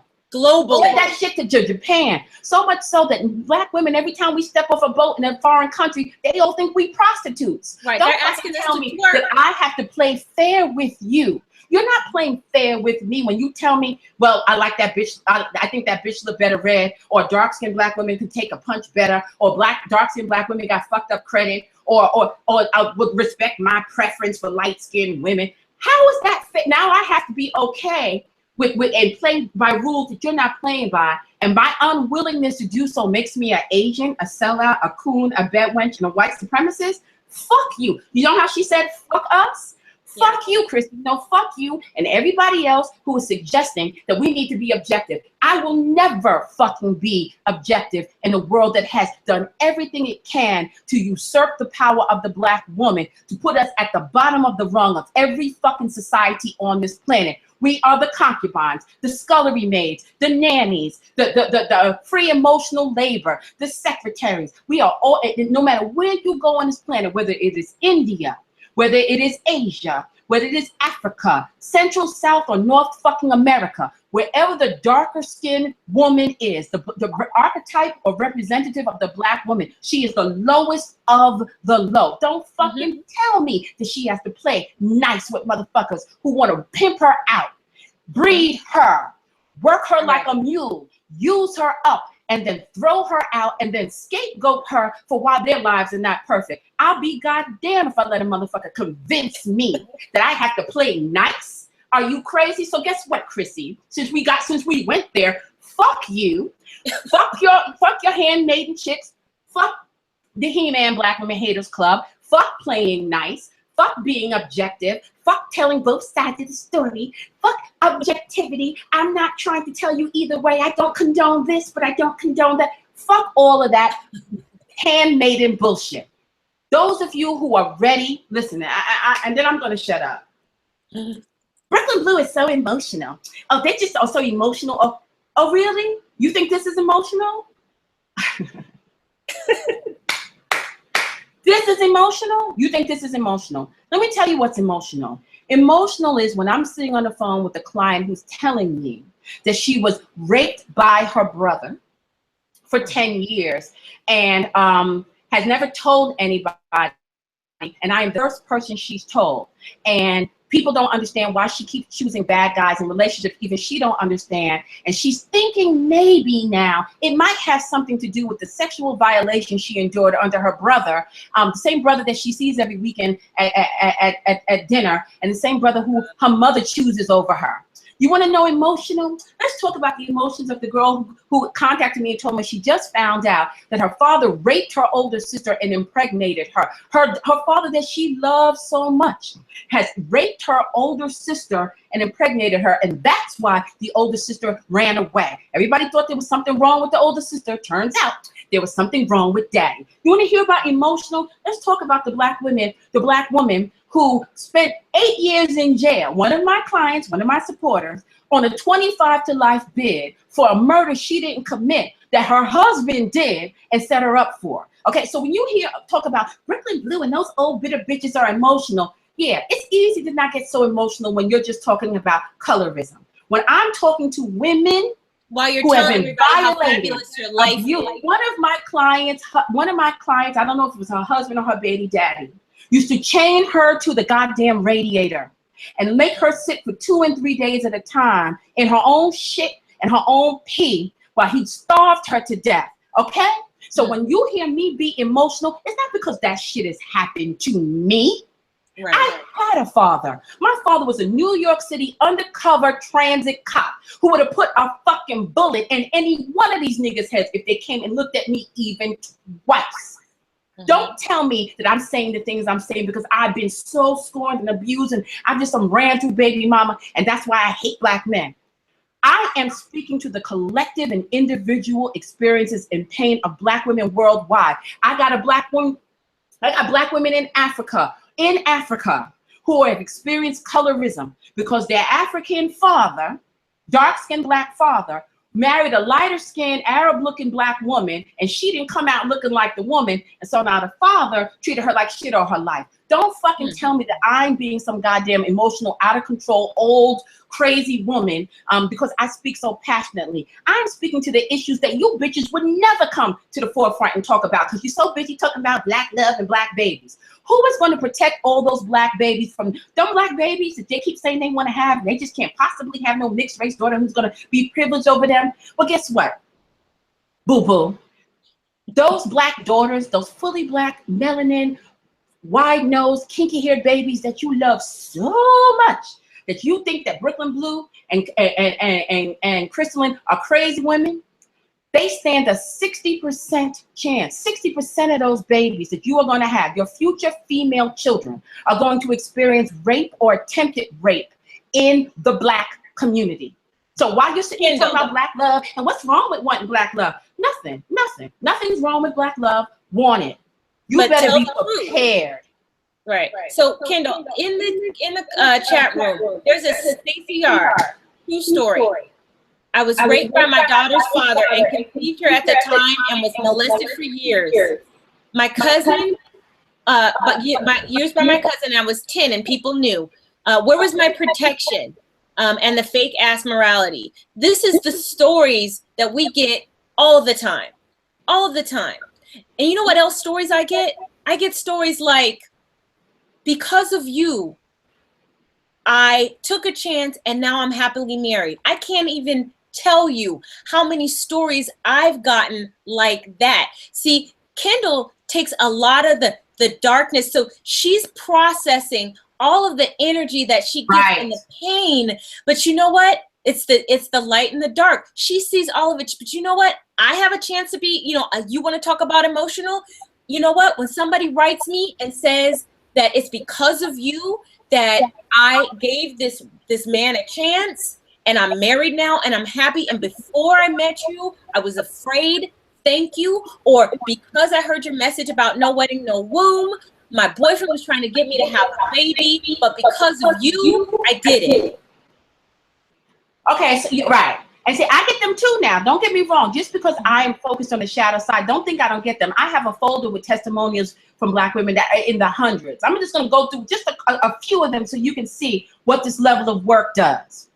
I was asked to share how the Black Women Think Tank has been a life changer for me. I've invested in several of the telecalls since I've joined in past March. I don't routinely spend my money frivolously, but after spending a lot of time here on this Facebook page and Breuklen's powerful YouTube channel, I was convinced the topics talked about so candidly were going to be something good in changing my perspective and upping my game to another level. I've been all over these internet streets looking for real talk and real solutions for Black women to start winning. There are many good blogs and sites in which you will get life-affirming and positive solutions for Black women. However, the opinions and experiences the Black women have to have to offer us is invaluable. The one example I will share is with the mean girl effect I was experiencing at work. It had me perplexed until I invested in the Mean Girl telecall. In a matter of a month, I turned my situation around and got a problematic employee out of my unit and managed to obtain a better working place. It was that Mean Girl telecall that sparked in me to implement some crafty manipulation behind the scenes and play higher ups against the employee I wanted to get out of my unit. I had allies positioned to inform me when he ran to my bosses behind my back. And I informed my direct supervisor that he was throwing her and me under the bus. This particular employee didn't realize that I enjoyed a long-standing relationship with my direct supervisor, who happens to be the ex-wife of one of the head bosses of my office. Blah, blah, blah, blah. In the end, I didn't cry or get confrontational or loud or emotional about the situation. I didn't cry and get mad. I didn't blab to anyone what I was doing, not even the people who were my allies. I used them because they didn't like this employee either and had vested interest in seeing him go down. So I used them. I didn't let morality stand in my way. I got strategic and ended up playing the players. This is how it's done, ladies. It's a brilliant power maneuver I orchestrated from a $45 telecall that saved my life and a lot of grief and angst up against this Game of Thrones environment I was working in for the past 20 years. So you know, I need to support Breukelen. Thank you for giving us the place to really win and not some bullshit Black women empowerment fakery that's not really for Black women, but is on some old nonsense that is really for Black men via Black women. Right. Life is too short. Don't suck up all the knowledge just for the sake of it and not to use it to your advantage. The tools are here. These women are giving us what we need. Don't sleep on this, because honestly, I haven't seen anywhere else you can go to get this level of armory anywhere. Mm-hmm. I have hundreds of testimonials from Black women like that. And this one is about work, but I get them about leaving abusive relationships, about coming clean, about being raped. So don't fucking tell me that I'm some old bed wench, washed out, worn out, mad at Black men bitch who's just on there fuming on social media and on YouTube. The fuck out of here. My YouTube is not my platform. I have a separate platform. That's why I'm always telling y'all, come and join me on my events. So I just really, really, really, really need for the silly little girls to sit down and let the grown fucking women speak. Stop talking out of place. Stop thinking you know everything. Stop thinking you have all the answers, and stop trying to convince Black women to be objective about something that there is no objectivity for us. There's no way to be objective. How are you going to be objective in the situation you're in as a Black woman? Even with the Black man, are you killing him at 3 times the rate he's killing you? Right. Are you giving him AIDS at 20% of white men, 20 times the rates of white men? Are you domestic violencing him 35%? How can you be objective when you're a woman? You're in a patriarchy. You're under the dominion of men who can come and break your neck if they want to, who control all the resources, control the water, the energy production, politics, medicine, education, healing. How are you to be objective in a situation like that? See, all of this bullshit playing both sides, that's why I call them fence sitters. And this bitch had the nerve to call me a fucking fence sitter. Let me tell you something, bitch. I don't sit on fences. I don't sit on fences. I either knock them down or I put them up. I don't sit on fences. There's absolutely no reason to do so. I might straddle a broom every now and then, but I ain't straddling no damn fence. I make it very clear, very fucking clear. He's messing with the wrong one with you. I'm not gonna, there's some stuff It's ridiculous. You're not going to call me no fence sitter and talking about, you're not going to do that. Listen, you want to talk about a fence sitter? Let's talk about a fence sitter who wanted to form some kind of alliance with one of the founders of the He-Man Black Women Haters Club. That's some fence sitting right there. How about the fence sitting that what you playing both sides of the fence, where you are listening to and dealing with someone who has said some of the most vulgar, most horrible, wretched, immature things about Black women. One of the founders of the He-Man Black Women Hater Club, one of them. And I was online back in 2007, 2008. I saw his ass there. I heard the videos. I saw them. So you want to talk about fence straddling, bitch? Since we're going to go there, because now you said Breukelen Blue so emotional. I'll show you emotional. Since we are talking about fence straddling, let's talk about the fact that you cannot be objective and be willing to negotiate with that motherfucker right there. Don't tell me that you are objective and you're going to tell people that we don't care about Black women, that we hate dark-skinned Black women, we just want to breed them out. Boo-boo. If I remember correctly, everybody knows that there was a quite little buddy going on behind the scenes with one of the men who is the most colorist motherfucker on the planet. Matter of fact, colorism is part of the reason why they're no longer friends anymore. Quiet as kept. So for someone to suggest that we have ulterior motives, that we hate Black women, we're just old and jaded, and we got a chip on our shoulder, and then we just hate Black men, and that's why we're doing the work we fucking doing. You might not want to open Pandora's box, boo-boo, because we all got one. We all got one. Yeah. And I have access to boxes. I'm just warning you. Shush. Just be quiet. Just listen. How about this? How about we agree to this? I will keep your name out of my mouth, and you keep your name out of mine. Because, like I said, we all have boxes. Yes, we do. We all do. And out of respect for people, I keep that lid shut, but don't test it. Right. Don't come for me if I ain't called for you. When I tell you I'm a dark goddess bitch, don't come for me if I ain't called for you. Don't put words in my mouth. Don't tell people I misconstrued what you said. I heard exactly what the fuck you said. What I did was contextualize that shit as some bullshit so that these poor Black girls who are sitting here listening to you won't let what you're saying feed into their fears, their already existing fears about branching out into the world and seeing what's possible for them. That's the only thing I'm suggesting Black women do. That's what Crystal is suggesting Black women do. And here's my final point, and then you can say what you want to do and we can close out. To suggest that we spend all of our time coming for Black men because the whole purpose is not to help Black women, but to hate Black men. Let me tell you something. When I first came out with the Black Women Think Tank, when I first started writing essays in my own name, under my own platform, I almost never really talked about Black men.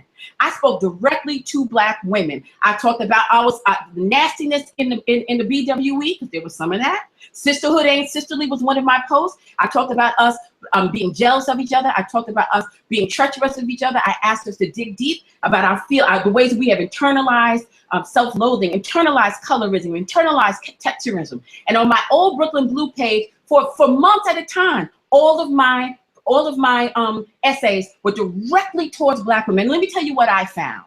Black women could not hear me. They felt put upon, they felt attacked, they felt all kinds of other things. And the reason why is because their hands are so pried. They are literally dug in so deep with the Black community and the Black man that they couldn't even look at themselves. So what I realized was that in order to get to the Black woman, I was going to have to pry her hands off the Black man.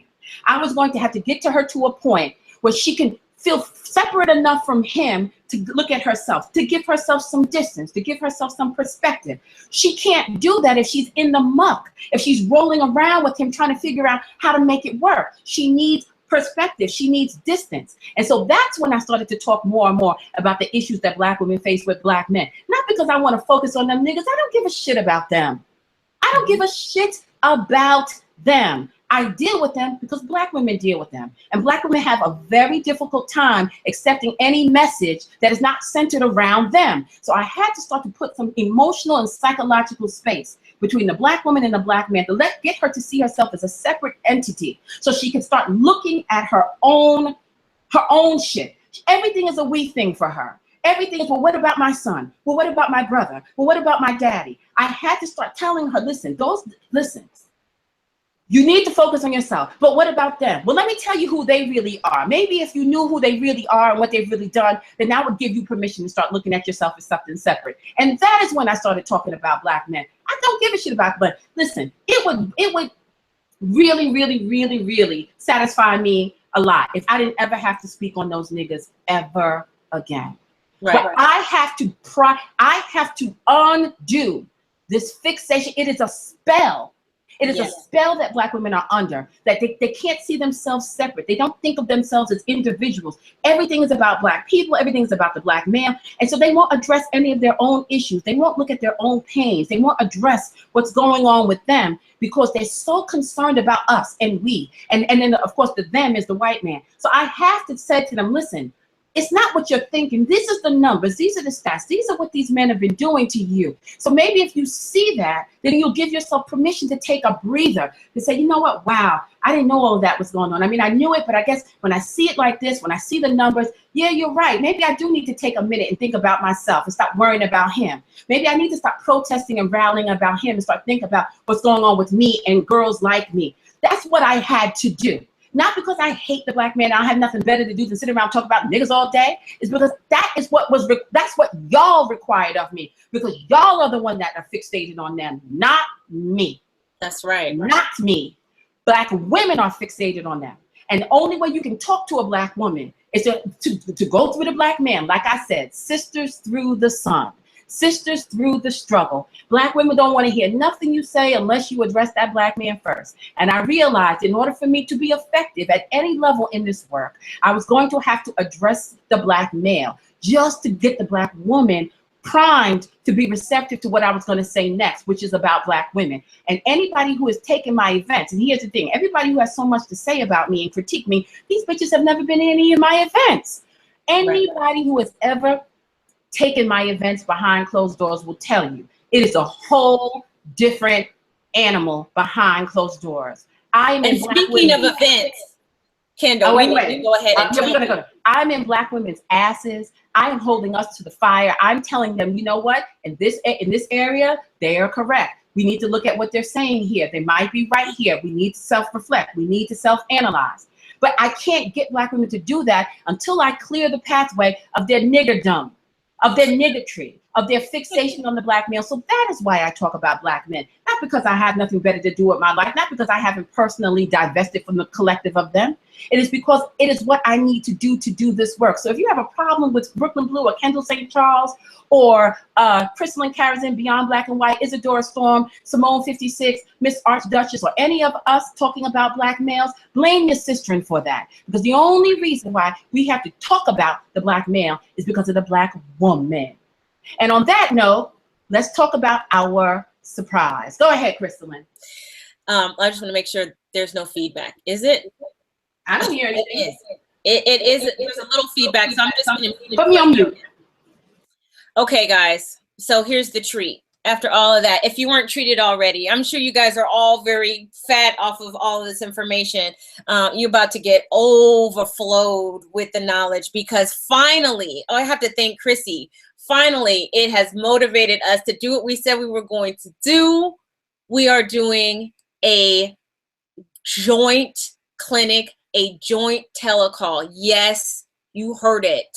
Me and Breukelen Bleu are going to be addressing this issue, not Chrissy, but the issue of navigating with divestment and still wanting to have involvement while still keeping your sanity, while still being able to be your whole self.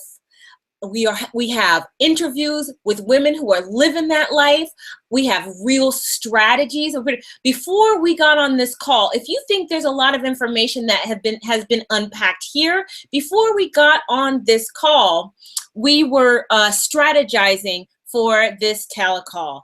And let me tell you, the things that we will be addressing. And so again, I have to thank Chrissy and her minions coming over here because this was a real issue. There is a real issue of conflict when it comes to Black women dating interracially. And there is a real issue with trying to process and switch over one dream to realize another. So we're going to be talking about this, but we're going to talk about from a position of knowledge. So you guys finally got it. We are collaborating together, but believe me, what you heard here is only just the beginning. Kendall, I'm going to unmute you now. And oh yeah, so that's going to be, make sure that you sign up for our mailing list. We're going to be sending out the details of when we're going to do this, but make sure you sign our mailing list. I will put it in the chat room, and I'll also put it in the description box. I think I have it all covered. Kendall, are you unmuted? Unmute yourself. All right, can you hear me? Yes. Okay, yeah, so we're gonna come together, ladies. We have been talking about this for over a year. We were going to start with the light feminine, dark feminine, but we think this issue needs to be addressed, and we need to give strategy because there are ways to strategize around this. And I talk about it. I talked about it in my think tank. A lot of the women in my think tank were mothers of mixed race children. We had these discussions and talked in depth about how to strategize. How do you still care about your own image as an authentic, Black woman, black presenting Black woman, and still, love your babies, love your girls. We talked about that. We hashed a lot of this stuff out years ago in my group. So I'm familiar with this topic. We talked about it. It's more than just warning people not to do it. This is the problem. You can't, that's why it needed to be contextualized. Okay, the warning is great, then what? Warning is great, and now these women go right back to feeling like shit. Nobody wants me. These are my options. I'm gonna end up a baby mama to a Black child, or have to sell out to be the mother of a mixed race one. That ain't no fucking answer. That is not an answer for us. We're gonna give y'all answers, and we're gonna give it by interviewing. I have several women who are walking this life, who are regular Black women, Black identified, Black looking Black women who come from humble means, who were able to level up, choose better, and they now have mixed race children. One is married to an Asian man, one is married to a white man, one is an expat, she doesn't even live in the United States anymore, and one has a male child, the other has 2 female mixed race children, and we're gonna interview them, and they're gonna give you strategies and tips about how to navigate these quandaries that we feel as Black women. And they're gonna really contextualize what you should be focused on. Not that you have to hate yourself, not that you have to give up on the issues that Black women face, or that dark-skinned Black girls face. No, you don't have to do that. It's not an either or. Matter of fact, you're much better positioned to actually affect change and help when you are out of it. And they're gonna talk about that. And so I'm really excited about this because it's time to set the fucking, record straight. All of this conjecture about shit. But listen, some of us are actually, authorities on some of this stuff. I've been doing this work for some time. I've been hosting these conversations for some time. And don't get me wrong. And I'm gonna say this again because I can imagine the response video to this one, Chris. And let me say this. I'm done with this conversation. So any response videos that are made, they're just going to be made, and all the same people can run back and say, "That's right, Chrissy. That's right." Get them. Keep bigging her up in her supposed objectivity. You're going to be talking to yourselves because we got work to do. Yes. Now, that said, I still support DDS. I still support her colorism platform. I still support her efforts to bring to light the issues that darker skinned Black women face. I will support it. I don't care. I don't like that girl. She don't like me. It's clear. She said, fuck you. I said, fuck you back. She accused me of being a liar. I'm saying, you might want to look at yourself. That said, I still support what she says. Why? Because there are bigger issues at hand. Right. I still support that DDS. And so for that, she has my support 1,000%. I'm glad that she's doing what she's doing. I encourage other women to support her magazine, to support her group. If you're a dark-skinned woman, I encourage that 1,000%. It's a separate issue. But when it comes to this shit right here, I'm an authority on this shit. Not because I personally am married, not because I'm personally interracially married or the mother of mixed race children. I'm an authority because I work with Black women in that position every day, all day, and have been doing so for years, at a level, at a comprehensive level, at a therapeutic level, not just conjecture on a public platform, not just a group that was open 2 weeks ago, for years. And so I'm an authority on this shit, and I will facilitate this discussion so that Black women can get the tools and tips that they need, not just backed into a corner with no real answer. How you can come out on top, how you can stay winning instead of whining. That is what the fuck I'm going to do. Winning instead of whining. Winning instead of whining. Stop whining about all the problems in the world. Oh, they don't like me. They don't like. Fine, bring notice to it, shed light on it, but then give Black women strategies and tips and tools, how to navigate, how to get around, under, over, or through. There are ways around it. Black women have been doing it since forever. And if you believe that as a dark-skinned Black woman, your only option is to hold out for Black love, even though that's not what she said, if you subconsciously believe it, if that's what you took from her message, whether she said it or not, to hold out for Black love or to be a traitor to yourself and your kind, I'm gonna tell you there's a curtain number 3. And we're gonna talk about curtain number 3, how you can still care and still be there to help Black women and Black girls that you feel need help and not be the walking, living sacrifice. You don't have to be the sacrifice to your convictions. You think the Black man is? Is he sacrificing himself to the shit he said he wanted? Martin Luther King had to be talked out of marrying a white woman. He was gonna marry a white woman and still talk about all the stuff, that civil rights stuff.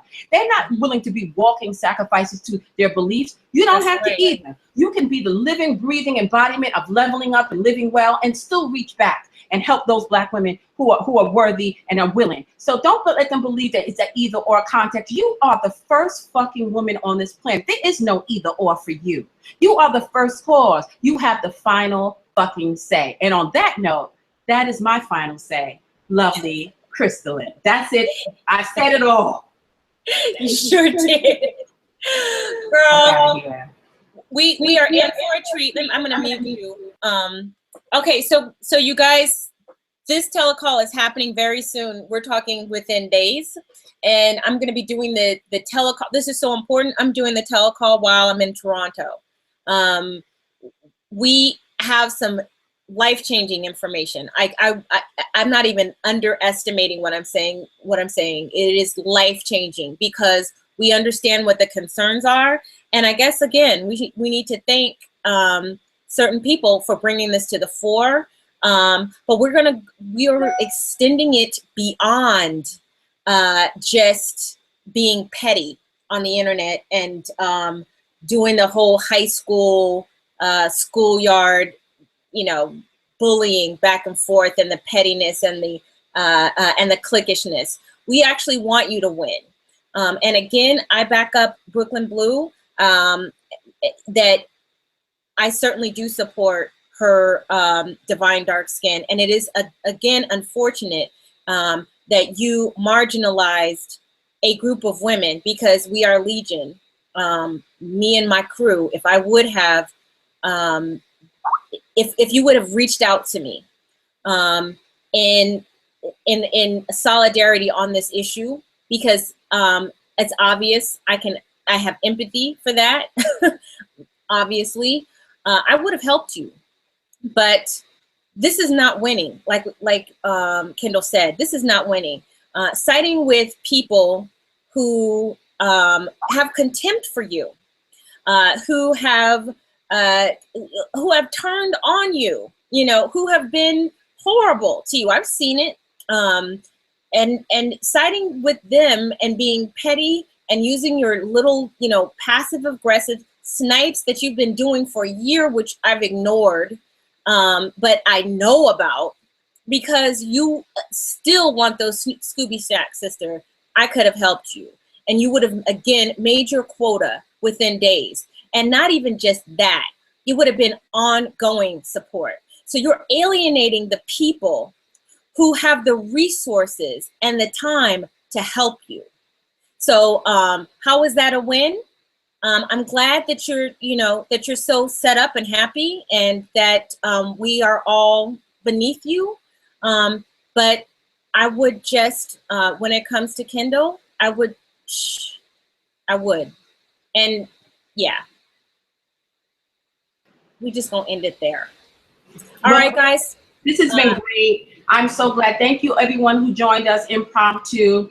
Yes, I got very impassioned because these things matter to me. And when someone suggests that they don't, you're going to hear it. You're going to hear it in my voice. You're going to hear it in my language. And I have other things I could be doing. I stick around. I'm not holding back because I have nothing else to do, because I simply have a chip on my shoulder and a grudge. I'm staying behind, even though I've intellectually divested. I stay behind because I care and I want to help. I want to help y'all. And for anybody to suggest that my motivations are anything but that, after all the work and time and energy that I have put into trying to help, oh no, you're going to hear that fire. You're going to see that emotion. And I don't care if you call me emotional. Yes, I'm emotional when someone suggests that my motives are not pure. I know what the fuck I'm doing. I'm an authority on this shit. The reason why is because I've stayed doing it long enough to be so, as has Crystal. Crystal's been in the game 10 years. I've been in 5, and that's just with my own platform. So I'm glad that those of you who came. I think this might be one of our biggest ones, Chris, because at one point I saw 370 people on. I know. Be impromptu and no one knew. We really appreciate you showing up. And like I said, I am done with this discussion publicly. Anybody else who wants to hear what I have to say, get on the email list and come in and learn some strategy. I'm not doing no soap opera mess on YouTube. Listen, and I'm going to say this, and this is going to be, I do not have a monetized YouTube page. I do not use YouTube exclusively as my platform. So I am free to say anything I want to say, to agree or not agree with anybody I choose to, because I'm smart enough and intellectual enough to contextualize what I say. So even if I agree with Chrissy on one point but disagree on another, I'm not going to run from it. I'm not going to try to, Crystalline is not going to try to interrupt me and stop me from saying something because it sounds like what Chrissy said. First of all, we're grown ass fucking women. We're not Mean Girl high school. You know, tricks are for kids. We're grown women. Second of all, I stand in my power and my authority as a dark goddess, reverend, Black woman. And so therefore I contextualize my own shit. I don't run away from what I feel or I think because it sounds like something someone else says. When I get impassioned, it's because I feel what y'all are feeling, but don't have a voice to say. It's not because I'm so bitter and I'm so mean and horrible and my personal life is such a mess. It is because I care about Black women and Black girls. I was a Black girl. I have Black nieces. I have Black sisters and sister friends. And I recognize that we stand as a separate entity from the Black male in the Black community, and we have the right to address our issues as separate. And I refuse to allow anybody to suggest otherwise, that I'm here for some personal scorn or because I'm bitter and evil and mad and I'm a sorceress and I'm a hag and all that. That is not the case. Let me tell you something. At 45 fucking years old, I can give some 30-year-old bitch a run for her money. And like I said, let's keep things sophisticated from this point forward, because we really don't want things to go to a place that we can't come back from. So this is going to be my final say on this topic. Any response videos that are made will not be addressed, and I don't care if there's 20 of them. You want to hear what me and Chris have to say about this topic and get some real information, strategies, and tips, come and join us on our event in a couple of days. And don't get caught up in the emotionality of YouTube, the drama of YouTube. We have real world answers for these questions for you, not just conjecture based off of ideals and ideas. So there will be no more responses on my part. And Crystal, I'm sure you agree, not public responses. We're done with this conversation. We addressed what we felt needed to be addressed to be a counter to the messages that we thought were harmful to Black women. No different than we do with the He-Man Black Women Haters Club. And for someone who is, like you said, been nice, nastying both of us for over a year, I think that we were due for some of that. So thank everyone for joining us. Get subscribed. I will put my email list beneath. Get on Crystalline's email list, and we will both be sending out invites for you guys to come and join us. It'll be very quick. We want to talk about this and move on from it. We want to give y'all the information while it's in your head. So in the next couple of days, it will not be on a Friday. Chris is going to be traveling. I have other things. I have an event that I'm going to be launching this weekend. So it will be in the middle of the week. So get ready.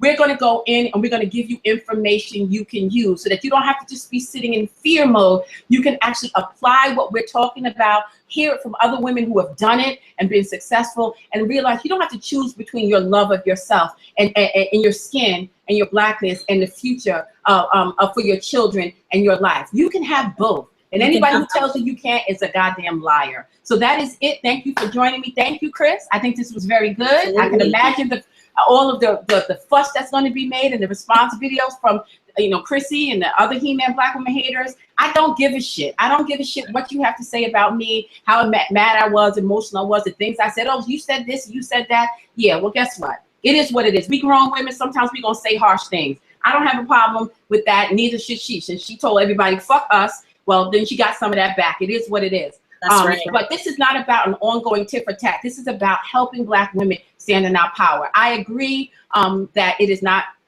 about tit for tat. So continue to support Divine Dark Skin. I'm a member of her page, and I look at her posts and stuff when she talks about Divine Dark Skin. I have been for a while under one of my Facebook pages. Continue to support it, please do.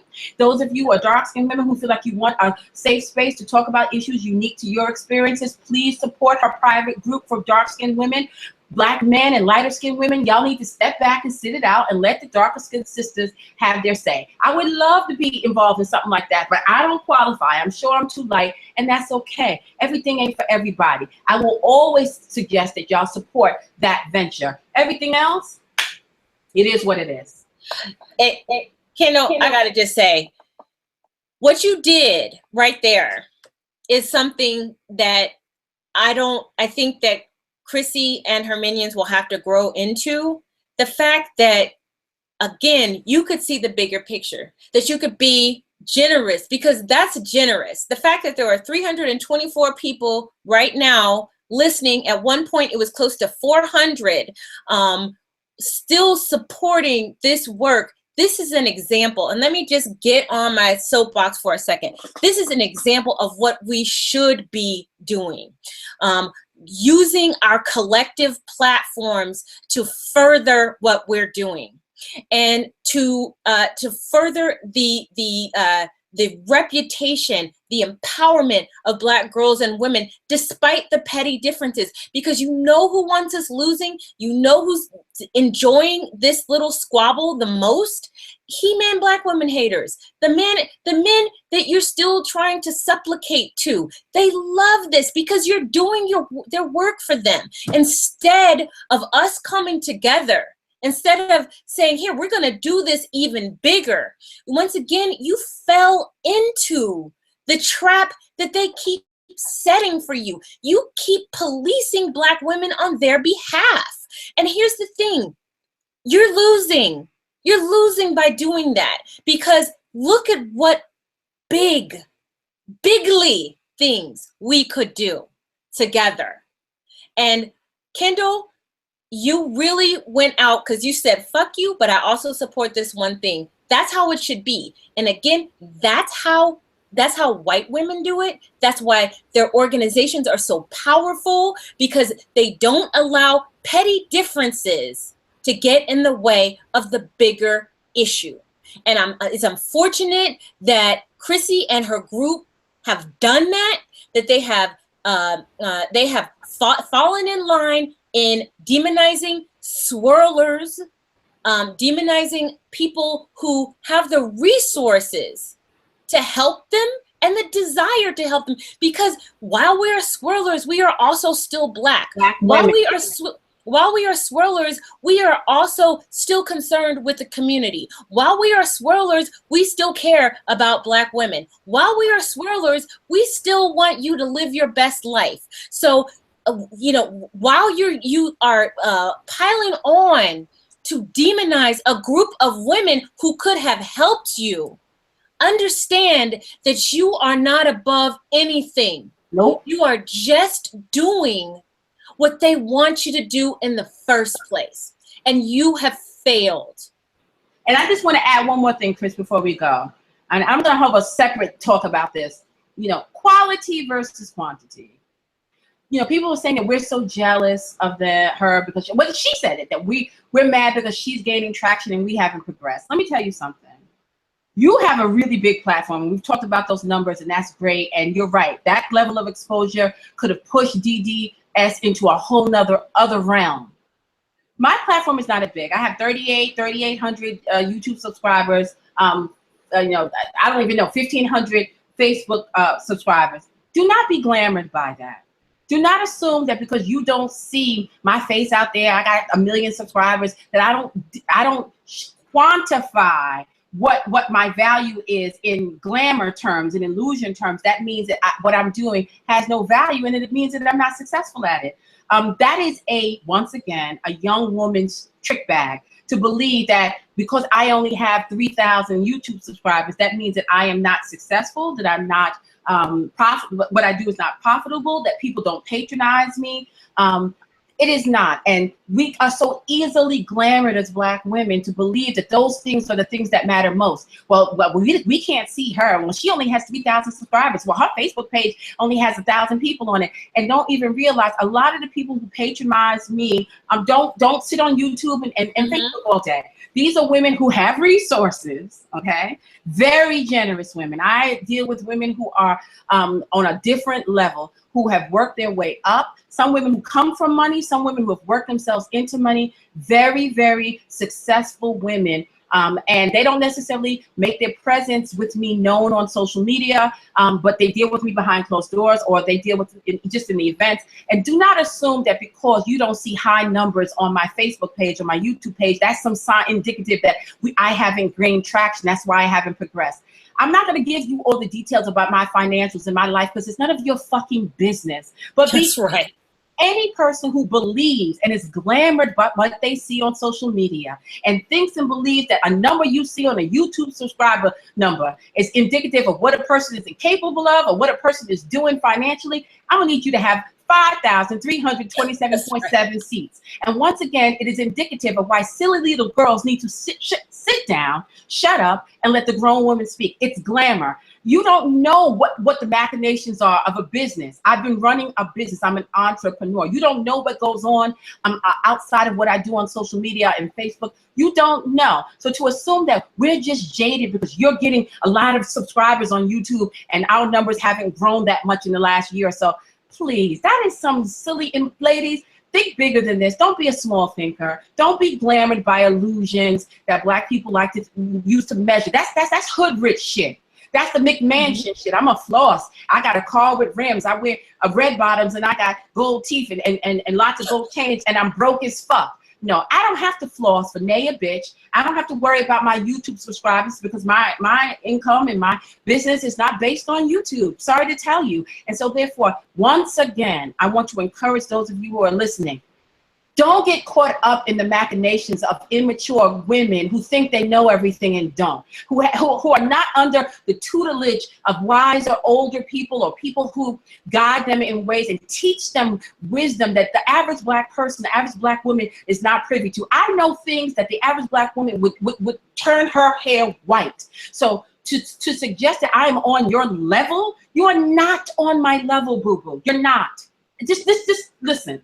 You're not on my motherfucking level, and I need for you to get in your lane and stay in fucking formation so that I can do what I do and you do what you do. You do your colorism thing, and that's good. I'm gonna be over there helping Black women pull themselves out of the deficit, avoid the deficit, or and level up. So while you over here talking surface level pedestrian stuff, and don't get me wrong, some of it is good, it needs to be addressed, but you are not me and I am not you. Stay in your motherfucking lane because you could get your feelings hurt. I don't like this thing of us going back and forth on social media. They love this. They love it. There's going to be 10,000 response videos, and people are going to say that well, Breukelen and Crystalline were just so petty. No, boo-boo, you ain't seen petty. I can show you petty, and you will never see it fucking coming. Just because you don't see high subscriber numbers, you don't see a lot of people talking about me in the general public, do not assume you know what my success level is. Do not assume you know what my financial is and what my traction is. The women that I speak to, the women that patronize me, they are not hovering on YouTube. They're not sitting on Facebook all day. They're actually out there living, winning, and living well. That's right, and that's what it's about. So you guys better join our mailing list. This has been almost a 3-hour hangout. Just imagine what the TELECALL is going to be. I got her myself. Shut up, Crystalline. You guys, thanks for joining. Make sure that you hit the like button, hit the share button, hit the notification button. So the next time we do an impromptu hangout, you can be the first to know. Make sure that you keep tuning in. This week is going to be very YouTube heavy, heavy for me because I'm going to be doing a lot of live stuff from Toronto. That's right, honey. My little self had enough support to do the research and do this project because people believe in me too, honey. So we're doing that. It's going to be YouTube heavy. Make sure you hit the like button, hit the subscribe button. Make sure you follow us. Make sure you visit the blog, beyondblackwhite.com. Also, take a look at all the links below. I'm going to make sure that Kindle's mailing list is in there and that our PayPal link is there. Support the things you want to see more of. All right, guys, until the next video, peace. Peace and love.